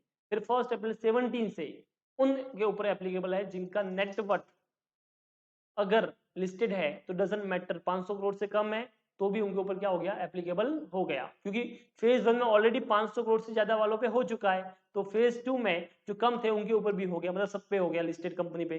बट अगर अनलिस्टेड थी, तो इन दैट केस आपके ऊपर टर्नओवर बोला गया नेटवर्थ का 250 करोड़ और more, but less than 500 crore. Sir less than 500 crore क्यों? क्योंकि उसके ऊपर तो ऑलरेडी फेज 1 में हो चुका है ना, तो अब 250 से 500 करोड़ वालों के बीच में फेज 2 में हुआ, और उनकी होल्डिंग या सब्सिडी कंपनी पे। बोले क्या ये आपको समझ में आया? तो ऑब्वियसली सिंपल है, अगर आपका नेटवर्थ 500 करोड़ से ज्यादा या कम है तो आपका फेज 1, और अगर आपका नेटवर्थ लिस्टेड है तो डजंट मैटर, अनलिस्टेड है तो 250 करोड़ से 500 करोड़ के बीच का रहेगा, तो 1 अप्रैल 17 से आपके ऊपर एप्लीकेबल हुआ था। विथ कंपेरेटिव, तुमको प्रीवियस का कंपेरेटिव भी देना पड़ेगा, ठीक है। आगे एक बार और चीज बोलिए कि अगर आपने एक बार, अच्छा ये तो कंपलसरी था, कंपनी एक्ट ने बोला था कि आप, मतलब गवर्नमेंट ने बोला था, एमसी ने बोला था कि अगर आप चाहे तो वॉलेंट्री भी अगर आप चाहे तो वॉलेंट्री भी इंड एस को अपना सकते हैं, जिसमें आपका टर्नओवर कोई मैटर नहीं करता, आप ऐसे भी कर सकते हो, नेटवर्क कोई मैटर नहीं करता, आप ऐसे भी अपना सकते हो। बट एक बार आपने अडॉप्ट कर लिया, उसके बाद आप चेंज नहीं कर सकते, फिर बोले नहीं मजा नहीं आ रहा, टफ पड़ रहा है इंड एस, फिर नहीं होगा। ठीक है, तो यहाँ पे बोला once a company start applying Ind AS for the preparation of the financial statement based on the mandatory criteria specific above, it will have to prepare the financial statement compliance with the Indian accounting standard for all subsequent year even if the criteria later is does not apply to। मतलब आपने एक बार कर लिया, चाहे voluntary हो कैसे भी हो, आपने एक बार उसको अडॉप्ट कर लिया, फिर आप चेंज नहीं कर सकते। आगे बोला है कंपनी में voluntary apply the Indian accounting standard for the preparation of the financial statement for the accounting period starting on after 1st April 2015. However, such company cannot subsequently revert back to the preparation of the financial statement by adopting the accounting standard specific in the company's act 2000 या rules 2016। ठीक है, मतलब आप उसको revert back नहीं कर सकते। मतलब सिंपल लैंग्वेज में अगर मैं बोलूँ उस पूरे को, तो अगर आपने एक बार इन डेज को फॉलो कर लिया तो बेटा जिंदगी भर तुमको इन डेज को फॉलो करना है। क्या ये आपको समझ में आया? अंडरस्टूड? आगे देखिए, it may be noted that the net worth of the company will be considered based on the audited financial statement of the company concerned as on 31st March 2014 or based on the first audited financial statement of the company concerned at any day after 31st March 2014। तो यहाँ पे कितने साल हो गए? बोला 31st March 2014 को करना है, तो फर्स्ट टाइम 16 हुआ, तो 14 15, ठीक है, 2 साल के अपन नेटवर्थ देखेंगे 14 और 15 को, जब जिनका 16 को हुआ, और जिनका 17 हुआ उनका 14 15 और 16, मतलब इनका एवरेज अपन देखेंगे, right. Once the Ind AS are required to be applied in the preparation of the financial statement by a company, the same will apply to the both the standalone and CFS। तो अपने CFS अभी पढ़ा नहीं है, तो ये बोलते हैं कि अगर तुम्हारा standalone पे भी एप्लीकेबल होता है तो तुम्हारा CFS पे भी क्या होगा, वो एप्लीकेबल हो जाएगा। ठीक है, उसके बाद ठीक है, एनबीएफसी पे कब से हुआ, तो for accounting period beginning on after 1 अप्रैल 2018, तो ये थर्ड फेज में तुम्हारा एनबीएफसी पे हो गया। ठीक है, तो जो भी एनबीएफसी थी उनके ऊपर कब से एप्लीकेबल हुआ, 1 अप्रैल 18 से, बट सब पे एक साथ में नहीं हुआ, वापस क्राइटेरिया इनके ऊपर हुआ। जिनका एनबीएफसी का टर्नओवर 500 करोड़ या ज्यादा होगा उनके ऊपर 1 अप्रैल 18 से हुआ। उनकी होल्डिंग या सब्सिडी कंपनी ऑब्वियसली इसमें कवर हो जाएगी। ठीक है, और विद कंपेरेटिव बनाना पड़ेगा तुमको। उसके बाद 1 अप्रैल 19 से बची हुई एनबीएफसी पे भी हो गया। ठीक है, तो अगर लिस्टेड थी तो डेफिनेटली होने वाला था, बट अगर अनलिस्टेड थी तो 250 करोड़ और 500 करोड़ के बीच वालों पे, तो सेम जैसे कंपनीज का था वैसे एनबीएफसी का भी कब हुआ, 1 अप्रैल 18 और 19 में। उसके बाद यहाँ पे आगे देखिए, नेटवर्थ का वही सीन पिछले 2-3 साल तुमको देखना पड़ेगा। उसके बाद यहाँ पे the following will be required to apply Indian accounting standard for the preparation of the financial statement for the period ending beginning on after 1 April 18। Scheduled commercial bank, मतलब बाकी सारे बैंक पे भी एप्लीकेबल हो गया। All India term lending refinancing institution, मतलब सिडबी नाबार्ड, इन सब पे भी एप्लीकेबल हो गया। इंश्योरेंस कंपनी जो होती है उनके ऊपर भी हो गया, और इनकी होल्डिंग या सब्सिडी। इसका मतलब आज के डेट में कौन बचा हुआ है, एकदम छोटी छोटी कंपनियां। लिस्टेड कंपनी पे तो सब पे एप्लीकेबल हो गया, मतलब तुम अनलिस्टेड कंपनी हो और तुम्हारा टर्नओवर 250 करोड़ से कम है और तुम किसी भी की होल्डिंग सब्सिडी कंपनी नहीं हो, मतलब जो लिस्टेड है उसकी, इन दैट केस ठीक है तुम बच सकते हो, अदरवाइज तुम नहीं बचोगे। तो आपके ऊपर क्या एप्लीकेबल होंगे, इंड एस एप्लीकेबल होंगे। अब कितने इंडेस होते हैं ये तुमको, जैसे एएस थे वैसे ही है। सबसे पहला इंडेस था जिसका नाम आपको जरूर याद होना चाहिए, वो है इंडेस 101। कौन सा है तुम्हारा, इंडेस 101, that is called first time adoption of Indian accounting standard. तो भैया फर्स्ट टाइम जब आप बना रहे हो तो किन किन चीजों का आपको ध्यान रखना है, कैसे रिप्रेजेंट करना है, वो सब 101 में दे रखा है। तो इसका नाम आपको जरूर याद होना चाहिए, काफी इंपॉर्टेंट नाम है, that is first time adoption of Indian accounting standard Ind AS 101। ठीक है, उसके बाद Ind AS 102 share based payment है, इंड एस 103 बिजनेस कॉम्बिनेशन है, Ind AS 104 for insurance contract है, Ind AS 105 for non current asset held for the sale और counted operation discontinued operation है तुम्हारा, Ind AS 106 for the exploration and evaluation of mineral resources है, Ind S 107 for financial instrument disclosure है, Ind S 108 operating segment है, Ind S 109 financial instrument है, Ind S 110 CFS, इसका नाम याद जरूर करना। तो तुम समझ सकते हो मैं तुमको क्या बोलने की कोशिश कर रहा हूँ। अगर आपको सारे नाम याद होते हैं तो वेल एंड गुड, बहुत बढ़िया है। नहीं होते तो एटलीस्ट जो मैं बोल रहा हूँ उनके नाम याद कर लो, ठीक है। एएस में, इंडीएस में सब याद कर लो। उसके बाद Ind AS 111 joint agreement, Ind AS 112 disclosure of interest in other entities, Ind AS 113 fair value measurement, क्या है fair value measurement, Ind AS 113, Ind AS 114 regulatory deferral account, उसके बाद तुम्हारा Ind AS 115 revenue from contract with customer, उसके बाद इसको भी याद कर लो, ए इंडीएस 116 लीजेस, इसको भी याद कर लो। उसके बाद इंडीएस 1, जैसे एएस 1 था डिस्क्लोजर अकाउंटिंग पॉलिसी, वैसे यहाँ पे प्रेजेंटेशन ऑफ फाइनेंशियल स्टेटमेंट। इंडीएस 2 जैसे एएस 2 था, इंडीएस 2 है इन्वेंट्री, तो ये तो लिंक कर सकते हो। इंडीएस 7 स्टेटमेंट ऑफ कैश फ्लो, वहां पे 3 था एएस में, यहाँ पे कौन सा है 7 है। फिर Ind AS 8 accounting policy change in accounting estimate with errors. उसके बाद events after the reporting period, Ind AS 12 income taxes. उसके बाद इंडीएस 16 प्रॉपर्टी प्लांट इक्विपमेंट, इसका भी नाम याद करो, ठीक है, जो एएस 10 था। इंडीएस 19 एम्प्लॉयज बेनिफिट, ठीक है। उसके बाद ये देखो आगे सब दे रखे हैं, ये आप इतना याद नहीं भी करोगे तो चलेगा। बेसिकली तुमको याद तो जो मैंने टिक किए वो करना है, साथ में यहाँ पे नीचे एक्स्ट्रा कुछ चीजें दे रखी है, उनके सारे इंडियस तुम जरूर याद करोगे, ठीक है। तो यहाँ पे देखिए presentation of financial statement, accounting standard reference, comparison of Indians with existing Indian gap, तो यहाँ पे कंपैरिजन दे रखा है। तो इनके नाम ऑब्वियसली 2 बार आए तो तुमको अच्छे से याद रखना चाहिए। तो यहाँ पे कंपैरिजन कुछ किया गया है कि भैया AS1 और IS1 में क्या कंपैरिजन था, ठीक है। तुम याद करो तो अच्छी बात है, अदरवाइज ओके। तो यहाँ पे देखो जैसे ये वाला हो गया, अब तुमको ये नाम याद होना चाहिए। एएस तो है 3 कैश फ्लो स्टेटमेंट, ठीक है, बट इंडियस उसका कौन सा है 7, तो ये नाम भूलना मत। इंडियस 7 कौन सा है कैश फ्लो स्टेटमेंट, एएस 3 और इंडियस कौन सा है 7। उसके बाद इसमें सब कंपैरिजन दे रखा है, गो थ्रू कर लो, इतना डिटेल में जाने का कुछ काम नहीं है, तुमको याद होगा भी नहीं, पॉसिबली बहुत कम चांसेस है। तो ये बस नाम याद कर लो आप इसका कौन सा होता है, ठीक है। उसके बाद यहाँ पे देखो वापस किसका नाम आया है, ये देखिए इंडियस 16 और एएस 10 का कंपैरिजन दे रखा है। तो क्या तुमको इंडियस 16 का नाम याद करना पड़ेगा, यस प्रॉपर्टी प्लांट इक्विपमेंट। तो इंडियस 7 इंडियस 16 दो तो हो गए तुम्हारे। उसके बाद आगे देखिए इसी तरह इसके भी आईएफआरएस नाम, आईएफआरएस नंबर है आईएफआरएस 16, वो याद कर लो, ठीक है।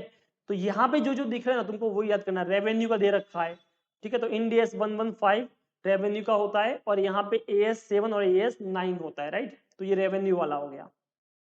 उसके बाद एम्प्लॉयज बेनिफिट का इंडियस का नाम याद कर लो, दैट इज इंडियस 19, ठीक है। तो ये जो एक्स्ट्रा में दे रखा है ना, एटलीस्ट इनके इंडियस के नाम आप याद कर लो तो अच्छा रहेगा, ठीक है।